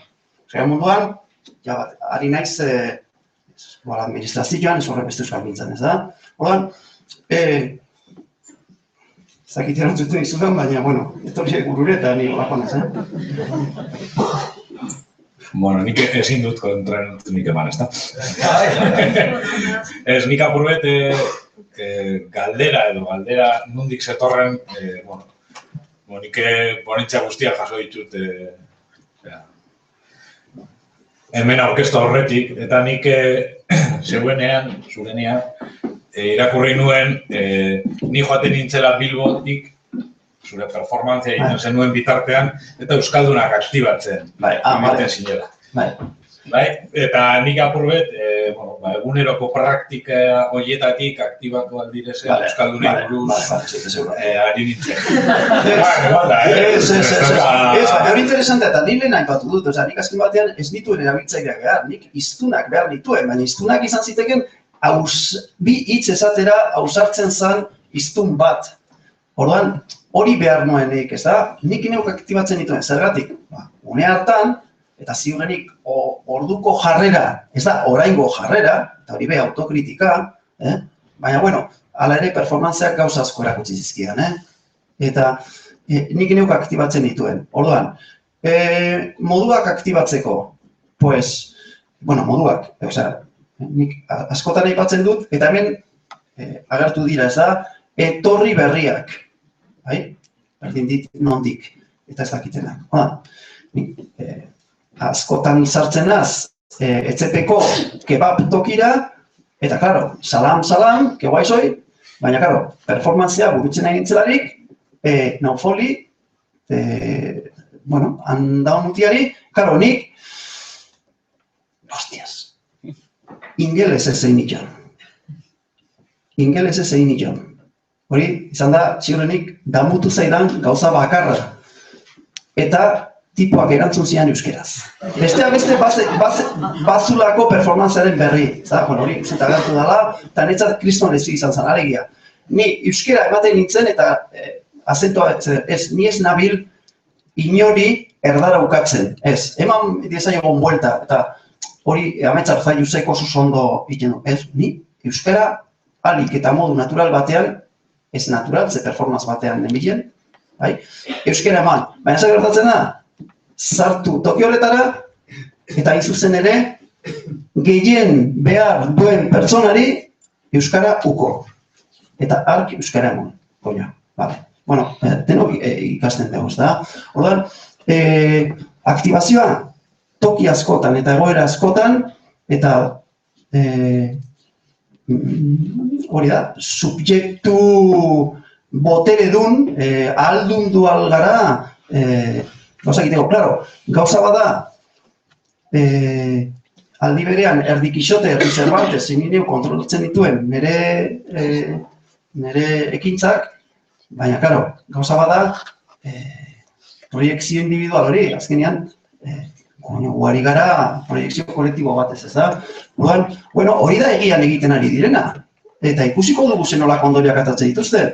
Nik, hau, barkatu performantzia burtu horretik nik banoen, eta zuk horren berri badakazu, nik banoen beste ideia txoro bat edo. Eta zan, Euskararen egunean, bueltan, edo hilabetean behin, Bilbon, eta beste toki batzuetan, bikoteka, euskaldun bat eta erdaldun peto bat, egun batez, igual, hilabeteko lehendabiziko egunean, euskera hutsez bizi, orduan, pertsona hori prest baldin bat zegoen, ja, batzuen disposizio bat. Orduan, bilok ikusi, zer dan subalternidade horretan bizitzea, neuk, egun batez, euskaraz aritu berarekin, euskarazko klase bat emon, eta, bueno, pixka bat positibatu. Hori da netzat positibatzea eta lokatzetara bajatzea. Hemen, askotan erabiltzen dugu elkaza mariposas, alegia. Hori da txantzangorriarena, jartzen dut, eta pertsona ezagun bat, iragarki batean, euskara zegoai den, eta baten bat harrapatzen baldin badegu, puta madre, baina ez. Zentzuetan, lokatzetara bajatu behar gara. Eta zerritu geure burua, eta zikindu, eta orduan, nik uste hori ere behar degula, urrengo urteetan. Erdaldunen gana, eta ari naiz, erdaldunen ganak nola aktibatu, erdaldunen gana jo modu aktibo baten. Egia, ez dakit euskaldunen artean bakarrikari diren, baina oso interesantea irutuko litzaidaken niri erdaldunak ere implikatzea. Ze, eta hori, zuk zeuk askotan aipatzen duzu, ezin gara getizatu. Behar dugu irten eta ondo irten. Bai, nik uste euskalintzaren diskurso batzuekin edo esan nahi dut lokatzeta jeistearena. Edo euskararen diskursoa feminismoak egin duen bezala, esaten nuna identitate arazo bat izatetik, demokrazia arazo bat edo justizia sozialeko arazo gixera planteatzeak dakar arazo handi bat. Eta da onartzea eskubideak galduta irabaz egiten diela. Eta hori da lokatzeta jaistea. Eskubideak irabaztera lokatzeta jaistea. Netzako momentu honetan hori interesgarriagoa da, lokatzeta jaitsi eta borrokatu, jakinda igual galdu ingo deula, baina bestela batzuetan iruditzezat gaudela, eta ni neu egon naiz, gotortuta, geto batean, euskaldunok bakarrik, eta gure zera horretan, eutanasia motel batean bezala, irten gabe eta esan gabe goazen kalera, goazen Bilbora, goazen Tuterara, goazen nun, bizitza dantuki dara, eta borrokatuko dugu. Borroka nola planteatzen da? Borroka nola planteatzen da hori, zer egingo dugu erdaldunekin, ez da? Nik uste borroka planteatu daitekela modu askoz, ez? Eta modu batzuk atseginagoak, eta beste batzuk kontzientziatik gehiago, edo eskubideen aldarrikapenetik, segun nun eta nola den, ez? Baina uste dut ideia hori importantea dela. Osa, nire aita da euskaldun identitario bat. Bai? Zergatik da euskalduna nire aita? Euskaldun jaio dalako, eta euskaldun hilko dalako. Nire seme euskalduna da, baina ez euskaldun jaio dalako izango da euskaldun. Izango da euskaldun gogoak ematen badio. Eta nire aita iztio emango gogoik beste zer izateko. Eta nire semei bai. Orduan, hor diferentzia bada, nire aita bizi da euskeraz, biziko da euskeraz, bere getoan, baina ze eragin maila, nora iristen da, nora iritsi da. Kontutan eukitan, nire aita euskaltzale handi bat izan dela, eta lan ikaragarri egin dula ikastoletan da mila kontutan, baina esan nahi dut, hori da nire aita, jaio eta hil izango da euskalduna. Eta nire semea, agian bai, agian ez, batzutan bai, bestetan ez. Segun, nola, nun, ze interesatzen zaion, gustatzen zaion, edo ez, edo kontzientziatzen dan, edo ez.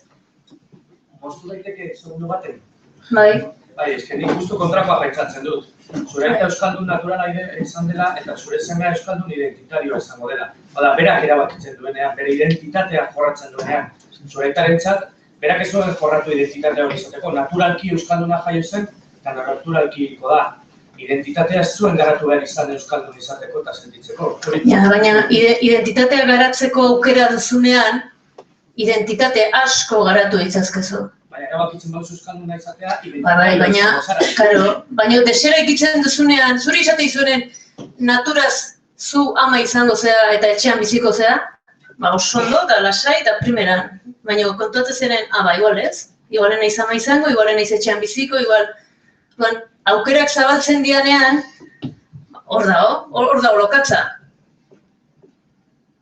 Ulertzen diazu bak, eta doz nago esaten duzunekin, nire aitak etzun aukerarik, nire semeak badu aukera euskera aukeratzeko, eta nahi duen guztia. Eta aukeratuko du behar bada euskera 5 urtetan, da gero inglesa, eta gero txinoa, eta gero ez dakit, transgenero izango da, noa jongo da, etorriko da. Aukera guzti horiek ditu. Dagoeneko praktikatzen ditu. Dagoeneko hori zalantzan jartzen du. Eta nire aitak etzun sekula jarri. Eta nire aita berrelebiduna da, eta oso ondo hitz egiten du espainolez, eta ez dako basuluan bizi, baina hor badago salto bat, hor badago beste zerbait. Orduan, nire identitatearen diskursotik nator. Ni Goierrikoa naiz. Goierriko gizarte premoderno, moderno, solido, arkaitz, aizkolari, dantzari, trekitilari, guztia janditut, ez da. Ni hortik elikatzen naiz, nire semea ez, ez da elikatuko hortik, edo zerbait, baina ja ez dio balio esatea zu euskalduna zara, izango naiz nik nahi detena, ama, hoi argi izan. En fin, gero gizarteak uste izu izaten, edo behartzen zaitu izatea, behartzen zaitu norta. Ez da izeta zetorren. Galdu naiz. Galdu naiz. Urrengora pasatuko gara. Bueno, esan nahi nuen diskursoetan, ez hori da, lokatzeta jeistearena, orduan, identitatea uzten dezunean, eta ate irikitzen dezunean, da behitzen duzu, eta esatezu, baina ze baso dago hemen, ez da? Eta nino ze matxeteakin, zegin irten behar deni baso hortara, ez da? Baina irten beharra dakat. Eta uste dut hor, galdu edo irabazi horre egin dugula. Osa, ez dugula irabaziko euskararen etorkizuna, eta haure diskutigarri izalik, baina ez dugula irabaziko hainbeste azpeitian, edo ataunen, irabaziko dugula momentu honetan euskararen periferietan. Eta esango nuke gehiago, momentu honetan euskararen periferietan behar bada euskararen aldeko aktibazio interesgarrenak eta kontzientzia dunenak antxe daude momentu honetan. Nik ez dut uste Goierri momentu honetan lesio hondik emateko moduan da honik euskararen bueltan. Eta behar bada Baigorri bai, eta behar bada Tutera ere bai, eta behar bada Bilbo ezkerraldea ere bai, eta ne uste periferietan dagoela. Iritsi bada. Bueno, pasako gara horrengora. Bai. Ega horrengoa, errazagoa da. Gaur, lehen esan dudan moduan, gaurko gaietako bat aktibazioa zen, baina, gaurko gaietakoa esan feminismoa, baina nik uste dut, goiz osoan zehar eta arratsalde osoan zehar hemetik bueltaka eta ibili dela feminismoa, uste dut, egile hemen egon diren guztiak aipatu dutela, edo ia guztiek, eta ni ere originala izango naiz, eta nik ere aipatu ingo dut, bai. Apur bat, osorketa txiki bat ingo, eta gero, botatu gara, labur, ez asko luzatuko bai. Lehen ere, Baskal orduan aipatzen egon gara gure genealogia feministak izeneko liburutxoa, horako tamainatxoa dauka. Baina, probet, Euskal feminismoaren historia egiten dagoena, bai. Nik libura irakurri nuen, eta gauza batek, gauza askok atentzia ditu guztien, baina, horietako batekin geratu nintzen. Eta esan zen, emakume elkarteak ari naiz orokorrean, oso elkarte ezberdin zeudelako, kriston garrantzia ematen ziotela kideen formazioari, bai. Hau da, bertako kideak askotan joaten zirela, eta, euren bizipenak eta bestelakoak partekatutzen zituzten hor, kolektiboan, bai. Nik uste dut, Euskal Elkarteek edo, Euskal Gintzako erakundeak horreri ez diogula garrantzi handiegirik eman. Hausartago izango nintzen eta esango nuke ez diogula garrantzirik eman. Baina, handiegiri jarri dut hor, apurret zera, bai. Eta, nire ustez, horre ere baukagula lan egiteko.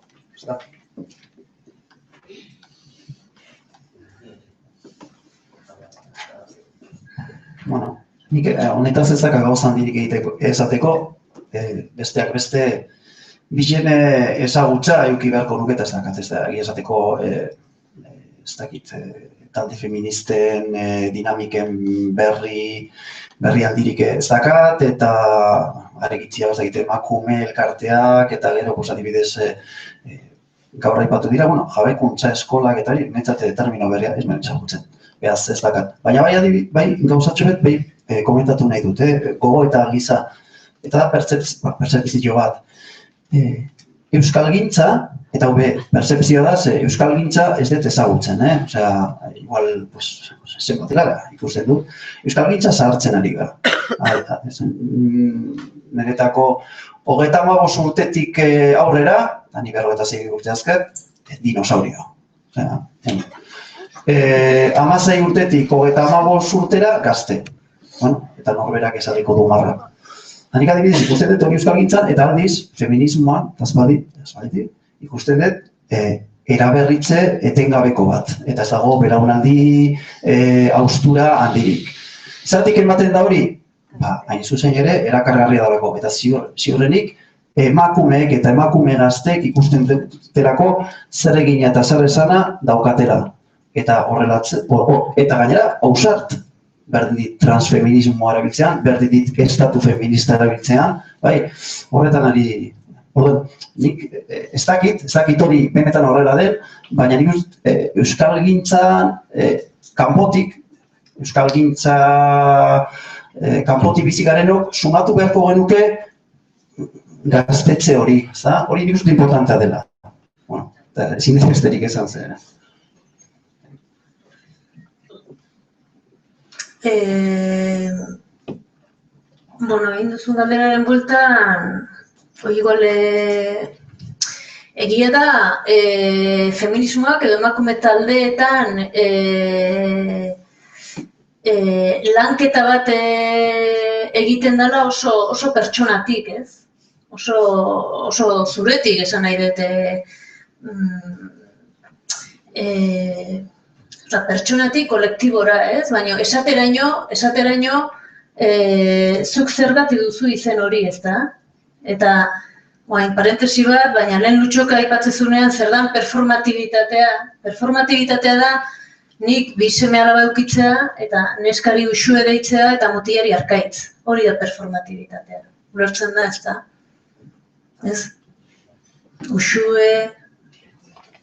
Arkaitz, edo zigor, hori da performatibitatea, haizea persona horren, individualki eta kolektiboki persona horren nortasun edo genero edo rol bat marrazten haizea, Eta rol hori konpartitua da, gizarte osoan da, deno konpartitzen dugu eta onartzen dugu eta rolak konpartitu behar dira, beste lau eroetxe bat izango litzake, ezta? Baina, hor badago zerbait, ezta? Ari gara zerbait esaten, neska hori goxoa izan beharko du, agian ez da izango. Baina tokatzen zaio goxoa izatea eta mutilari tokatzen zaio, bai, indarra erabiltzea, indartsua izatea, doretsua izatea. Hori da performatibitatea. Orduan, emakume talde baten, behar bada lehenengo galdera da, zein da zure izena eta nork jarri dizu izen hori, ez? Bueno, nire izena Lorea da, ezta? Igual hortik hasi beharko nuke, ezta? Nei zergatik jartziate Lorea izena, ezta? Bueno, segurazki hor badago esplikazio personal, sozial, familiar eta performatibo bat. Ez egit hori galdetzen da, edo eskatzen da, egin dezagun bakoitzak dakan hizkuntzaren bizipena. Ze bizipen dezuzuk hizkuntzekin. Hasi euskera noiz ezagutzen duzu, edo ze hizkuntza, zein da zure ama hizkuntza, ze min ematen dizu hizkuntzako ez dizu ematen, ze nore iriste zara, euskaldun berria zara, etxetik jaso duzu, ez duzu jaso. Eta hori adibidez da prozesu bat, guk unibertsitatean egiten genuna eta ikaragarri ederra izate zana. Ikasle bakoitzak kontatzen zala bere historia linguistikoa, ez? Eta horra gertzen zian, poz eta min mordo bat personaletik, Eta orduan, bueno, hori feminismoak, eta zuri irakurri izan dizut, justu, igual euskaren munduan hau zela landu, ez? Euskaren mundua izan dela askoz, Josemi Zumalabekoek, Marta Luxan eta Pilik eta esango luketen bezala, militantzia eredu klasiko bat, ez? Agatoz, bilera, 8:00 eta 10:00 da, pankarta jarri, jun, etorri, pum, pantz, eta izan erabaki. Eta hor, ze tratu dau, ze zaintza dau, zergatik zaude, zergatik ez zaude, zer ematen dizu, zer kentzen dizu, zergatik dakazu obligazioa utzita juteko norbait izateko, zergatik ezin da militantzia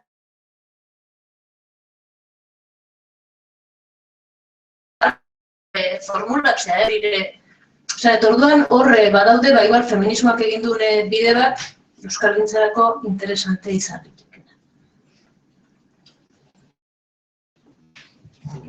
Hortik zikoa. Bai, bertu dut. Aprobatu dut. Ahora no te explica. Bueno, beste galdera bat ingo dizuet, ez dakit denbora aldetik zelan gabetu da. Ondoan jarraituko dugu. Vale.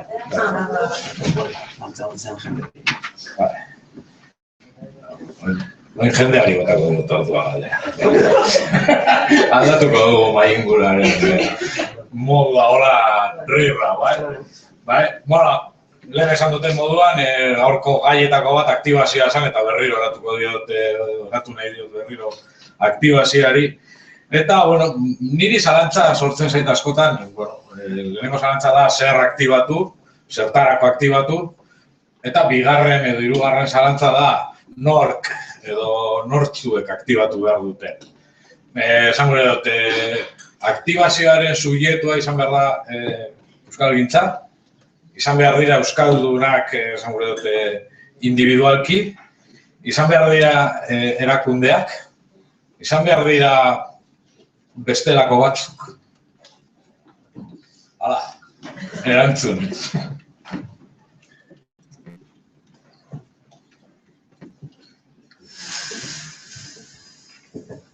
Aktibazioaren subjektuak, administrazioa ipatu ez zulako eta egun oso ez eta ipatu eta bestela nahiz, lasaiak. Ez,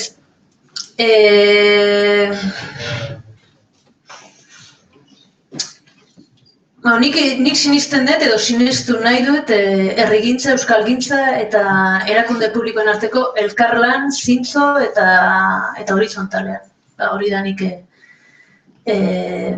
aldarrikatzen detena eta egin beharko litzatekena eta herri honetan oso zail dena egiten daukagun historiagatik eta historia personal, kolektibo eta guztiagatik, baina horrela beharko lukela izan, ez? Eta gero,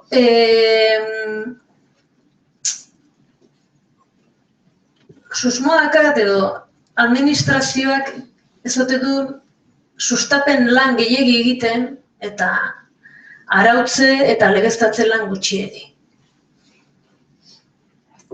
Hori da nire susuma. Eta gero, ez badau arautze eta legeztatze lanik, eskubideak ez dira eskubidea dira kapritxoak.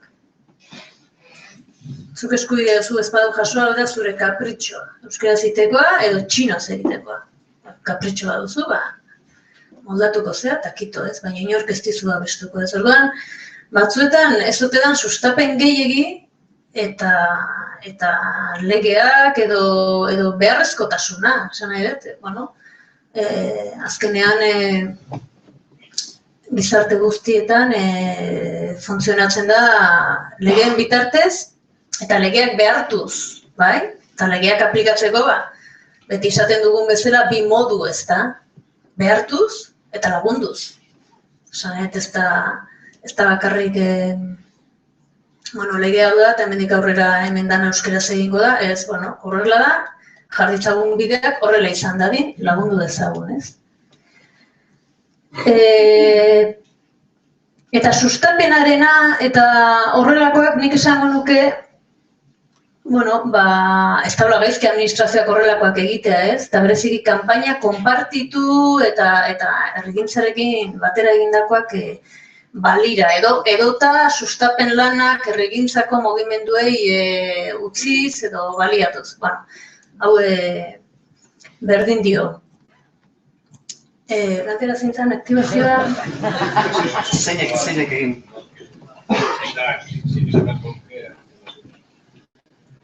Nik uste dut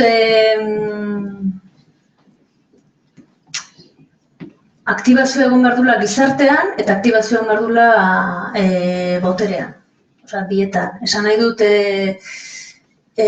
politikari euskaltzaleak baldin baditugu, edo administrazioetan politika euskaltzaleak egingo baditugu, horrek zentzua daka kalean ere aktibazio hori baldin badago edo ematen baldin bada. Hori esan nahi dut bi eremutan landu behar dela, ez da.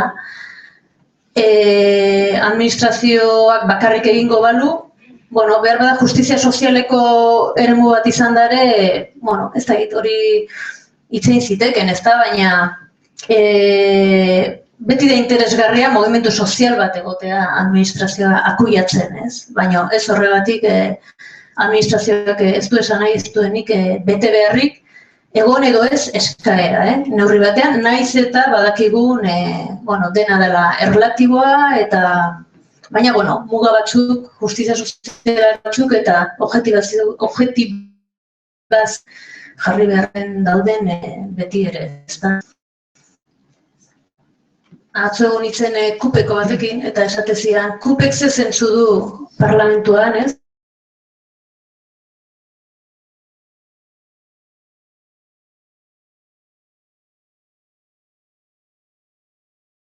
Politiko batez ari naiz ez, baina demagun alderdi politiko euskaltzale euskararen normalizazioaren aldeko bat dan einean, ez da, zentzua du bi eremutan jardutea, ez da.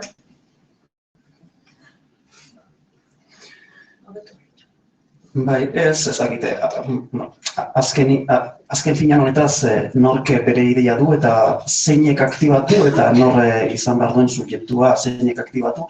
Badara matzau, ez dakizen bat, 50 urte eta etengabe aktibatzen ibili gara, eta herrigintzak eta euskalgintzak eta administrazioa bera bai, ez da, nik uste administrazioari eta neu naiz dena amaika desadostasuna hartzen, baina administrazioak ere bere lana egin du, hori aitortu behar da. Hora, pentsatzea zein egin behar duen ez, egiten jarraituko duzu zuek eta administrazioak. Horretan, guk ez daukagu gainera, ez daukagu almenik, horretan, agian nola edo Joan Sarazuak erabiltzen duen prospektiba hitza gustatzen zait, eta ni adibidez performancean sartu nahi nuen, ez da?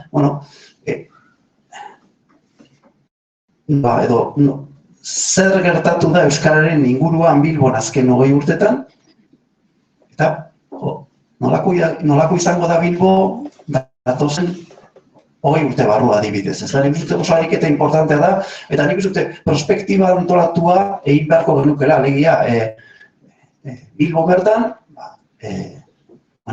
euskalgintzak ariketa horiek egin beharko lituzke. Jakiteko, alde batetik geure burua ezen gainatzeko, eta behar bada, jakiteko noraino aiatolaren eta zer espero aldugun. Ni bitxu, joan pasatzen hauek. Zuen, espainiol ingelesa, hau, aste honetan aldezarrean, hau izan zen Bilbao Night Marathon, 14.000 lagun, azaroan, eta 100 ano postu, ziurrenik atzerriko edo korrikalari ingelestun nik etzegoen, batean gozan,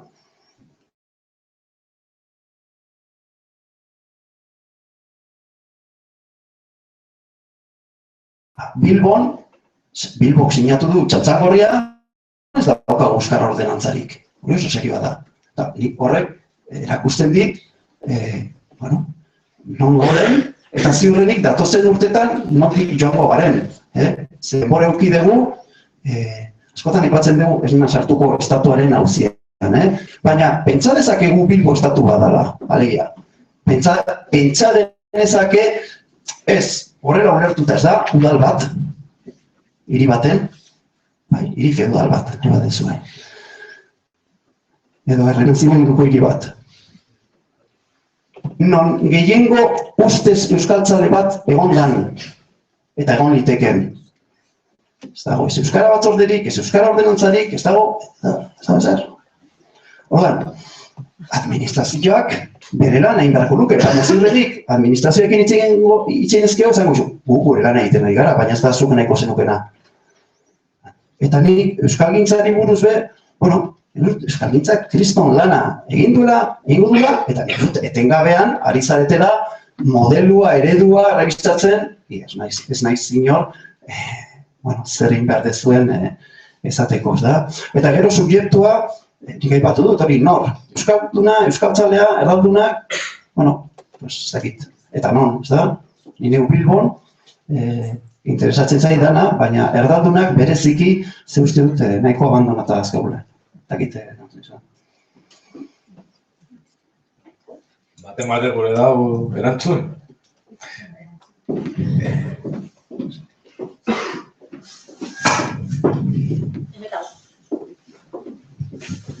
Kaixo, nik zabaltzak ikusi ditut mailan. Gaur goizeko hitzaldiak kontuan hartzen baditu.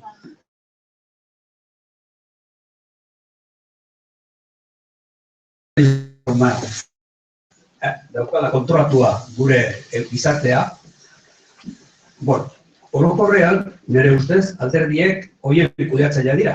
Egoera horren kudeatzailea.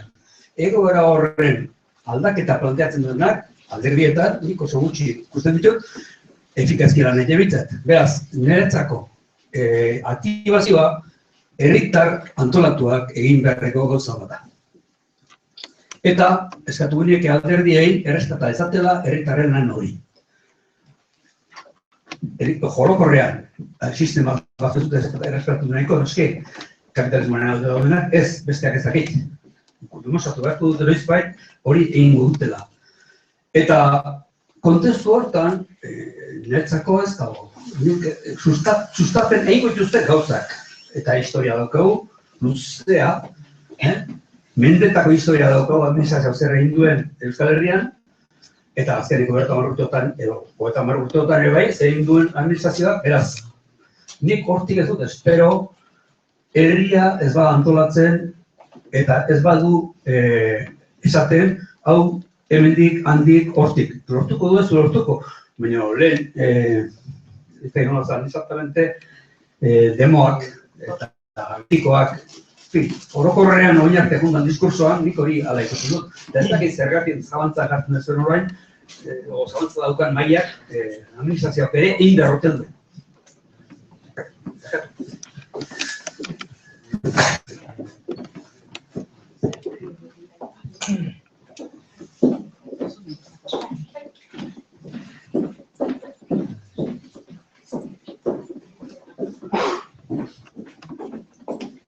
bueno, ni pixkate Josemarik egin duen komentarioan arira, ikusten dutena da, bueno, aktibazioaz gauza ulertu bat ditugula, eta ikusten dutela instituzioa dutela funtzio bat, eta funtzio nagusia da instituzioan baitakoa. Azteko, esaten bakarra. Zergatik diot hau, inkoherentzian funtzionatzen bada ez badago ordenantzarik zer aktibatuko du biloko dela gizartean, ez da zentzurik. Orduan, iruditzen instituzio badaukatela aktibazioari dagokionez urrenkera bat, eta horretan urrats bat eman ahala urrengo emateko legitimitatean irabazteko moduan daudela. Instituzioek aldutela gizarte mugimenduaren baitako aktibazioa babestu, aldutela sustapena egin, baina lehen pertsonan egin beharrekoa aktibazioari dagokionez iruditzen barrutik kanpora egin beharrekoa dela. Orduan, aktibazioa bai,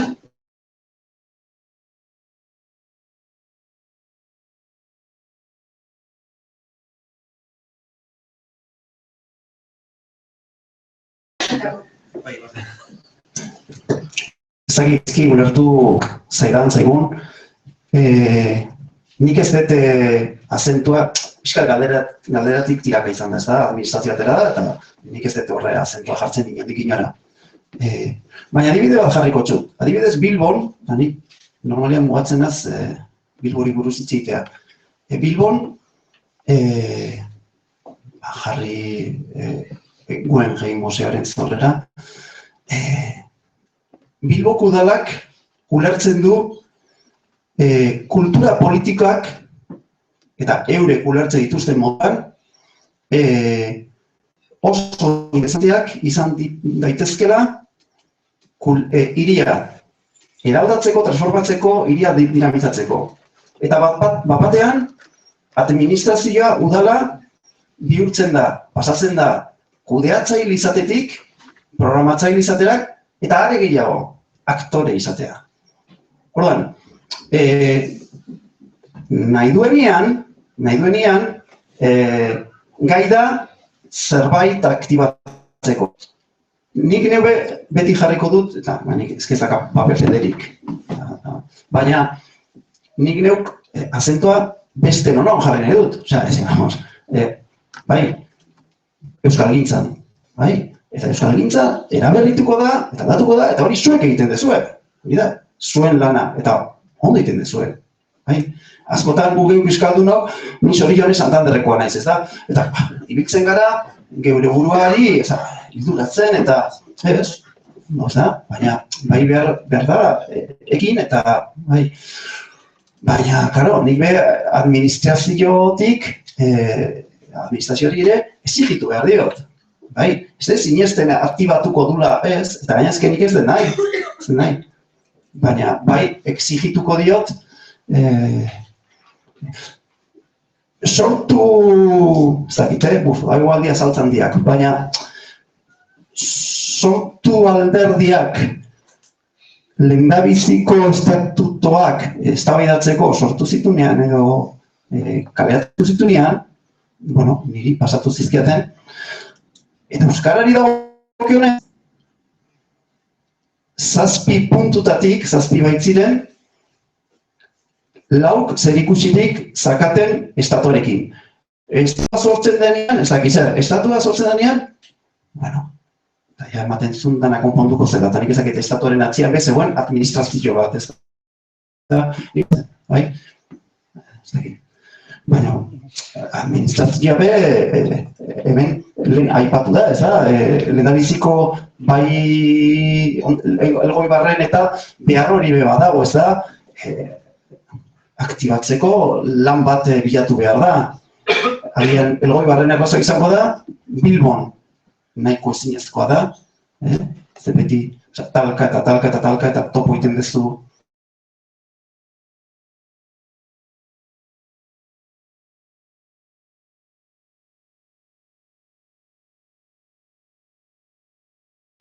Aldera, hau ere, dut errazionako dara, berotu inzari, eta bain ja, osea. Nik uste dut, gaur aktibazioa aipatu dut, feminismoa ere aipatu dut, nik uste dut egon dela beste gai bat, bintzat, zakit, hitzaldi guztietan egon dana, baina, bueno, gutxi gora bera,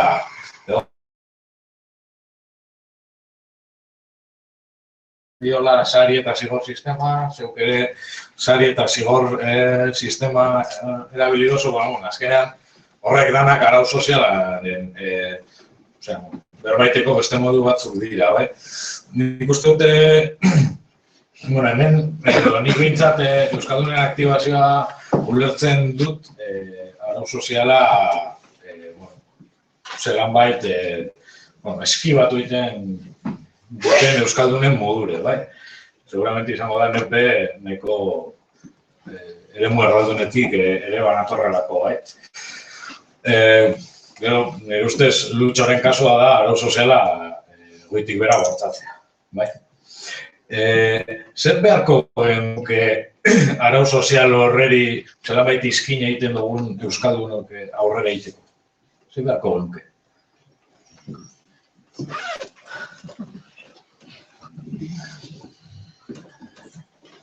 Niri adibidez performanceak eta karo ni, nolabait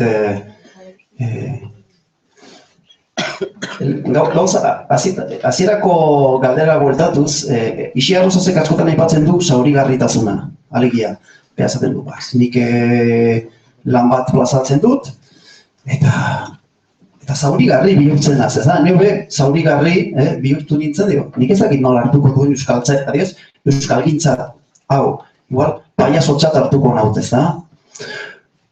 Baina, bueno, gero, etzen horrela gertatu, eta hainbat gauza joan nintzen ikusten, zer galdetu dira zu?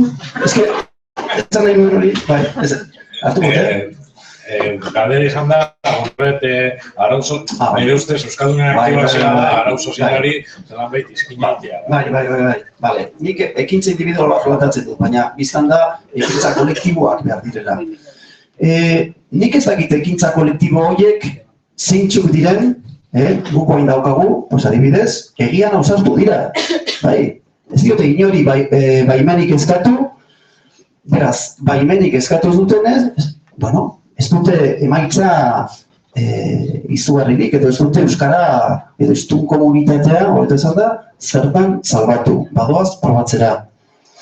Nik ez dut pixka bat ausartak izan behar gara, murgiltze horretan, ni lehen esaten nuen, lehen aipatu dut amaitu dut ponentzia esaten.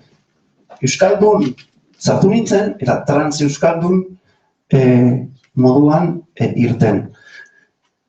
Ez da, beste hizkuntz tipologi bat, edo hizkuntz tipologi berri bat proposatu nahi dudala. Hori, berez da, zirikatze bat, identitateakin zerikusi handia dakana, euskara da, euskaldun egiten gaituena, jakitea, nik hori aldez aurretik zalantzan jarri nahi nuen.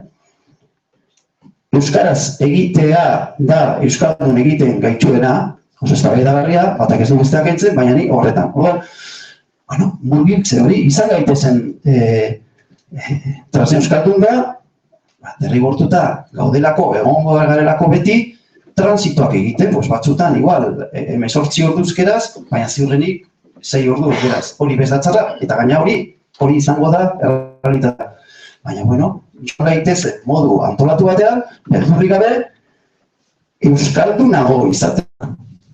Eta komunitate, garen komunitate gara, benetan murgiltze handiago batzuk egitera. Ez kixote baten moduan, nire atzen kixota da bat, zetan azan, proiektu artistiko baten partea, baizik eta ondo pentsatuta, bigaitezen, egian, euren ondorioak atako dituzte, edo ez, baina pentsan dezagun, bide horiek ere urratuak direla. Harrika da? Ez dakit harrika da, baina, hori da euskaldun izatea. Euskaldun izatea da, besterik ez bada, urteko egun batez aukera izatea gune urbano baten euskaraz bizitzeko aukera. Zeguk ez daukagu eskubiderik, lehen zuk aipatu duzunean eskubidena, performantzean be, ohartu nintzen eta ez gara eskubidunak. Ziurrenik Bilbon hizkuntzarekiko eskubide guztiak ziurtatuta daude, baina gero, egiazki ezin baditut gauzatu, ni ez naiz eskubideduna. Beaz, niri eskubidea, baina eskubidea normalian, hizkuntza kasu honetan hegemonikoak duenak ematen dizu, zaten da, bai? Uste dut hori dena bakigula. Beraz, nik nahi dut, gitzenez, aukera duen izatea. Euskaraz ere bizitzeko aukera duen izatea, baina horretarako gau, nire partetik, gure partetik, jarri behar dut. Ez modu individualetan, modu kolektibotan. Agian, hortik ere, bideak urratuak dira, bai? Ez dakit.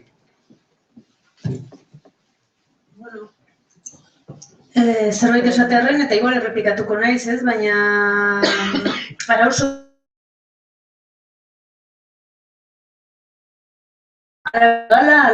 soziala edo eta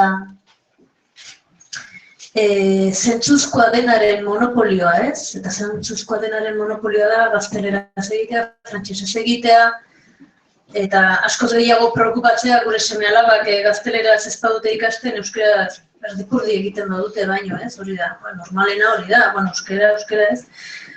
Horri nola ineskin, ez? Netzako importantea dira desnaturalizazioa, osea, hizkuntzaren gainean da hiztunon gainean transmisioan jaso dugun begirada guzti hori, euskara hizkuntza txikia, aula, eta oraindik ere, aula da, babestu guzti hori, etxekoa, txakurrai egitekoa, umei egitekoa, hori da, gure praktika, ez da, guzti hori desnaturalizatu egin behar dela, hori dana, esan izkezta horrela, ez? Feminismoak egin duen bezala, ez da? Eta netzako hori interesgarria ez horrek ematen dizu botere bat, edo ematen dizu lotxagabetasun bat, edo ematen dizu nor zaren esateko modu bat, ez? Eta bestea horrekin lotuta da, boteretzearena, ez da? Jabetzea. Alegia, minorizazioa bizitzea doain bat bezala, doain handi bat bezala. Osea, hegemoniko ez izatea gauza guztietan gutzako zorte handi bat da. Netzako ala da, benetan.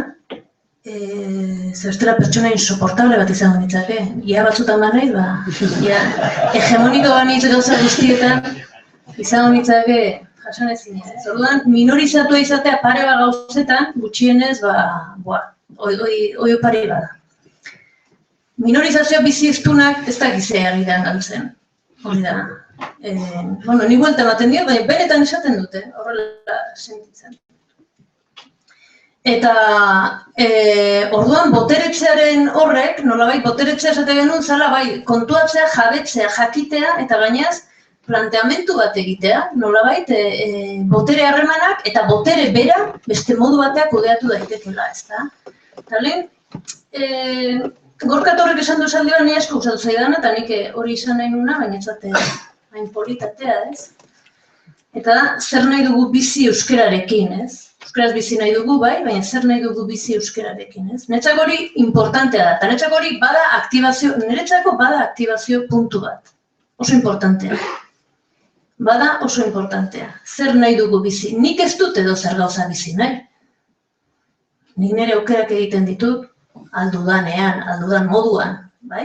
Eta nik gauza batzuk ez ditudala nahi badakit, ezta? Orduan nik euskararekin eraikitzen nahi naizen egunero, nire praktikan, edo despraktikan, edo nire ideologian, edo nire diskurtsoan, edo nire proiekzioan etorkizuneko nire bizitzan, edo nire ingurukoen eta kolektiboen inguruko borroketan zer izan nahi dudan, edo zerrez gutxi asko badakit. Eta nahi dut hortik pasa dadin euskara. Ez da ditu lertzen da, nau. Netzako importantea da hori. Horregatik nau ideologizazioaren alde eta nau politizazioaren alde. bueno, uste dut, bestalde, ideologizazio eta politizazioa alde guztietan dagoela, ez da? Zelen bazkaritan eukideu gola debate txiki bat, ez da? Euskeraz, ez dakit, dana, behar bada euskera dana balioekin ezin da lotu, ez dana balio, ez dakit, antikapitalistak, ez dakit zer, edo naturalak, edo beste hezkuntza modua.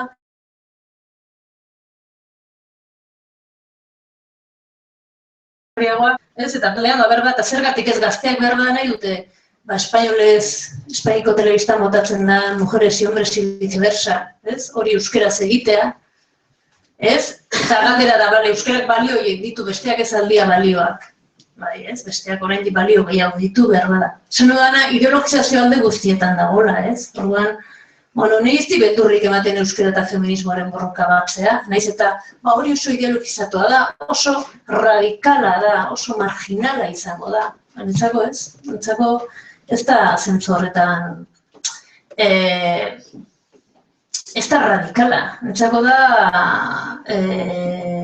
bueno, nik nahiko nukeen gizarte baten bi borrokagune aizpak, ez da? Eta, mira, hemen badaka liburu bat oso interesantea, oso erresa, interesatzen bat zaizue, eta Chimamanda Ngozi Adichie, afrikarrak idatzia, batzuk ezatuko, todos deberíamos ser feministas. Suediako eskoletan, aurten 12 urteko ume guztiri, derrigorrezko irakurketa. Bueno, oso erresa da, oso polita da, eta idazten du, bueno, bera idazlea da, idazle afrikar bat, emakumea, bai? Eta, bueno, kontatzen du pixka bat zergatik, ez? Eta, bueno, hemen kontatzen duen hori, eta beste testu askotan, todos deberíamos ser feministas, edo guztiok feminista izan beharko genuke, jarri liteke guztiok euskaltzale izan beharko genuke. Edo guztiok aniztasunaren aldekoak izan beharko gineke. Edo guztiok berdintasunaren aldekoak izan beharko gineke. Honetzako sinonimoa dira. Horregatik niretzako daka zentzua Gorkak planteatzen zuen hori, ez? Zer nahi duzu bizi euskararekin. Zentzu horretan, eta baita ere, lehen esaten duen zentzuan aktibaziora bagoaz, aktibatzea nahi dugun horri protagonismoa eman behar zaio. Eta galdetu inbarko zaio, bueno, zuk euskararekin zer nahi duzu, edo beste modu batera, zuk zer nahi duzu. Bai? Nik nahi dut, hau, bastakik, 12 urteko gazteek, zer nahi dute, hau, bueno, pasadari euskaratik. Bai? Antolatu ezatela, egin dezatela, eman espazioak, eman lekuak, eman baliabideak, eman aukerak, eman boteretzeko lekuak.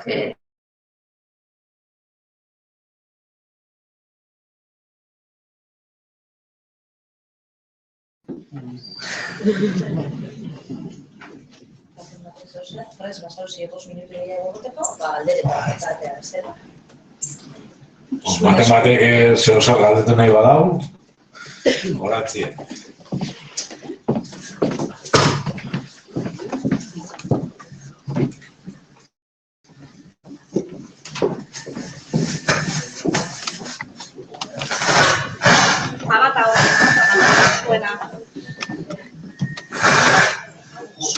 Amata usuenak.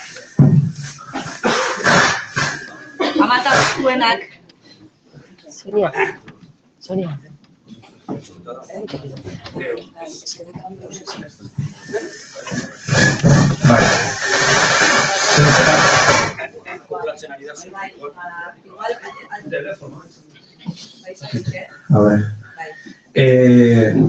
Bueno, galdera baino pixka bat zirikatzeko zen, orduan gazko ez pentsatzeko. Kontu bat, goizan aipatu dut, eta zuko nahitzea aipatu duzu, lorea, ideologizazioa, politizazioa eta bat. Niri bitxea gintzaiz, Gorka Torre entzun da gero eta goiz osokoa, eta egia da krisi garaiatan eta zerbait berria behar dugunean, joera dugula totemak bilatzera. Eta meritu bat ere kendu gabe, feminismoari, kurioso gintzait, adibidez Euskal Herrian, antimilitarismoak eta antinuklearrak izan duen eragina eta desobedientziari begira eta bat, hori bat ere aintzat ezartzea inun eta aipatu ez izatea. Ez dakit demoek horrelako aldez aurretik zituzten erreferentziak nondik zetozkien intsumisioaren mugimenduak, ejerzituekin ez duen amaitu, baina bintzat derrigorrezko soldadu euskarrekin bai. Hori batetik eta helduen euskalduntzearen munduan bizi naizenez, horregatik esaten nuen zirikatzeko feminismoa tartean jarrita. Karo, feminista ez den pertsona bat heziketaren bidez edo igual jabekuntza eskolen bidez agian ulertuko du, jabe egingo da, ahaldunduko da, baina euskaraz ez dakien heldu bat, ni euskal filologoa naiz eta euskaldun berriak. Baina nik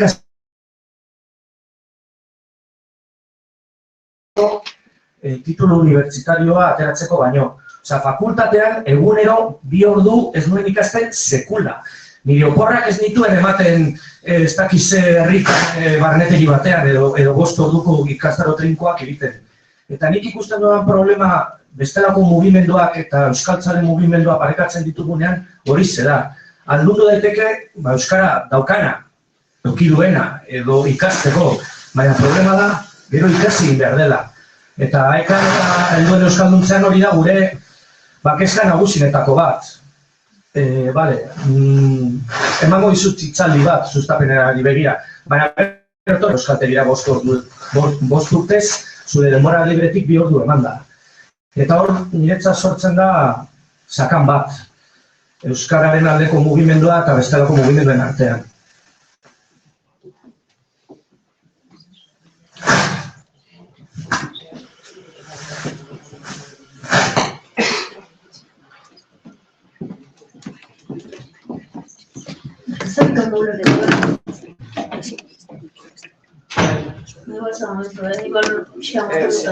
Denbora guztiak feminismoan abiltzen ari da, referente gisa, alduntzea acabar, eta gainera, batu behar dugula euskaltzaletasuna eta feminismoa hori aurrera egiteko euskararen ikuspuntutik. Nik esaten duena da... Eta feminismoaren ikuspuntutik, bai? Feminista, talde feministak ere euskaltzaletu behar direla. Baina alduntzeko eredua, feminismoak ematen dugun, alduntzeko eredua, balio mugatua duela hitz egiten ari bagara helduen egoera. Euskaraz ez dakiten Euskal Herrian bizi diren helduen egoeraz. Ez da nahikoa alduntzea, euskara ikasi behar dute. Eta orduan hor sortzen da sima bat. Zer ni oso euskaltzale izan daiteke, baina igual ez nago prest 5 urtez nire bizitza egunero 2 ordu emateko. Eta hor sortzen da arazo bat, eta hori konpontzen ez den bitartean, aldunduko gara eta alduntzen ari gara bitartean, egongo da jendea begiratuko diguna, erdera esaten den moduan, como las vacas al tren. Hori nire gertatzen zait kuadrillan eta familia. Arrazoia izango dut. Baina ni ez nago prest eta ez nago moduan, egunero 5 urtez, 2 orduz aritzeko hizkuntza ikasten. Horregatik askotan aipatu da kanpainetan, pilula bat emango balidat eta pilula janda euskara jakingo balu, konponduta. Edo jabekuntza eskola baten bidez, guztiak euskaldun bihurtuko bagina, baina, karo, gure jabekuntza eskola da 5 urtekoa, eguneroko 2 ordukoa.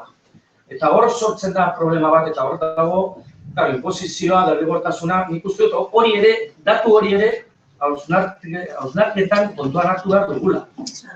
Segurako esfortzua dala euskaldun bihurtzea. Ez bakarrik aukerak izan, ala ez izan. Ezagutzari begira, euskuntza jasotzeko ere sekulako alegina lana da. Eta orain, ordaindu, zure denbora libretik kendu, konziliazio familiarra hitz egiten da, euskarari begira, konziliazioa ez dagoen bitartean, ez da egongo... Nire lagunako euskaltzaleak dira, baina ez dut euskara ikasiko sekula. Bai. Niri iruditzen jat, ertzen dugu? Bai. Bueno, iruditzen jat, hau entzutea garrantzitsua dala, esan nahi dut.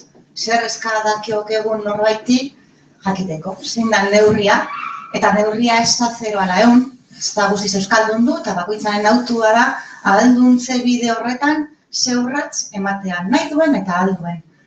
Nik uste hor graduazioa daudela, eta ahalduntzearen kontzeptuan sartzen dela baita be, ulertzeko gai izateko zer ahalegina egin nahi duen hori da urrats bat, edo ez dut ulertzen, baino jabe naiz nire ez ulertzeak eragiten duenaz, eta beraz, pazientziaz itzupenak entzuteko prest nago, edo galdetzeko prest nago.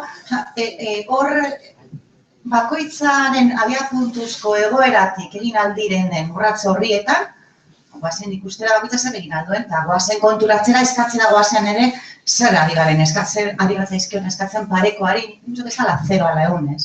Ez da horritoko gara.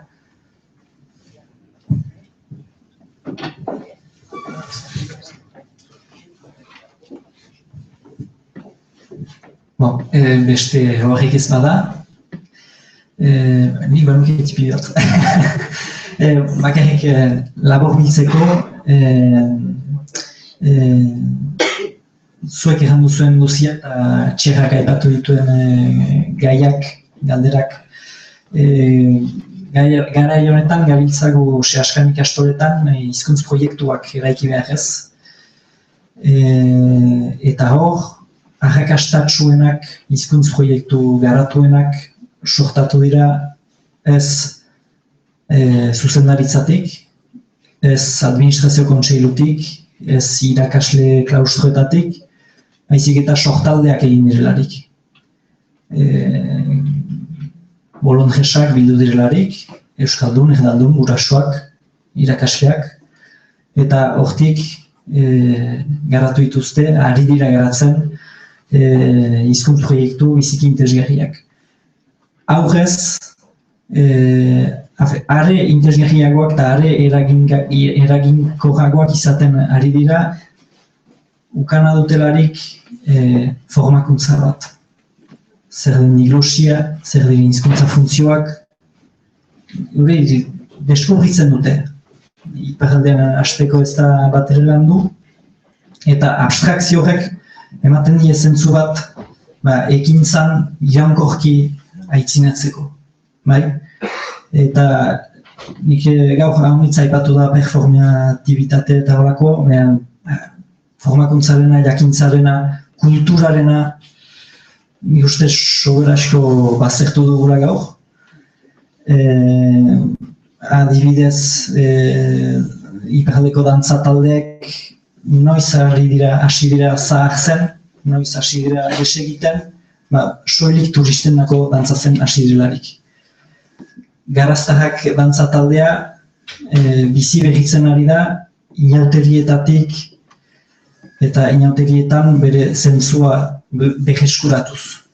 Hor baitziren dantza maisu batzu, jakintza bat bazutenak eta dantzari urratsa baino gehiago zirela euskal komunitatearen dako beste zerbait zela inauteria, inauteri garai honetan hitzordu garrantzitsua ere badela, hitzordu kultural hori, belaunaldiak zeharkatzen dituenak eta hori ere bada kultura. Zure aitak baduke hainbat eragin, zu gaur hemen horako hitzekin eta zuk ere ukanen duzu eragina gugan, pentsatzen dut, zuek ukanen duzuela eragina gugan. Hori nahi nuen bakarrik ekarri, lekukotasun gisa, eredu parte hartzaileak ze eragina duen eta kultura eta jakintzaren garrantziak ere baduela, eta hori itzalean egiten da, ez da edabide potoloen aitzinean egiten den gauza bat, itzalean, sukaldean, nahi duzuen bezala, baina guk lortzen nahi ditugun aitzinamendu garrantzitsuenak hor dira, egun hortan dira. Beraz, bukatzeko, balorazio horiak otoi ageran ustea eskatzen dizuegu, zuen iritzia biziki garrantzitsua izan baita. Gero, webgunean ere izango duzue jardunaldi osoa berriz ikusteko aukera, ponentziak irakurtzeko aukera ere bai, eta azken gauza bat, faktura eskatu duzuenek, datorren astean, jasoko duzula. Mil esker guziei, parte harturik, eta helduen urte arte.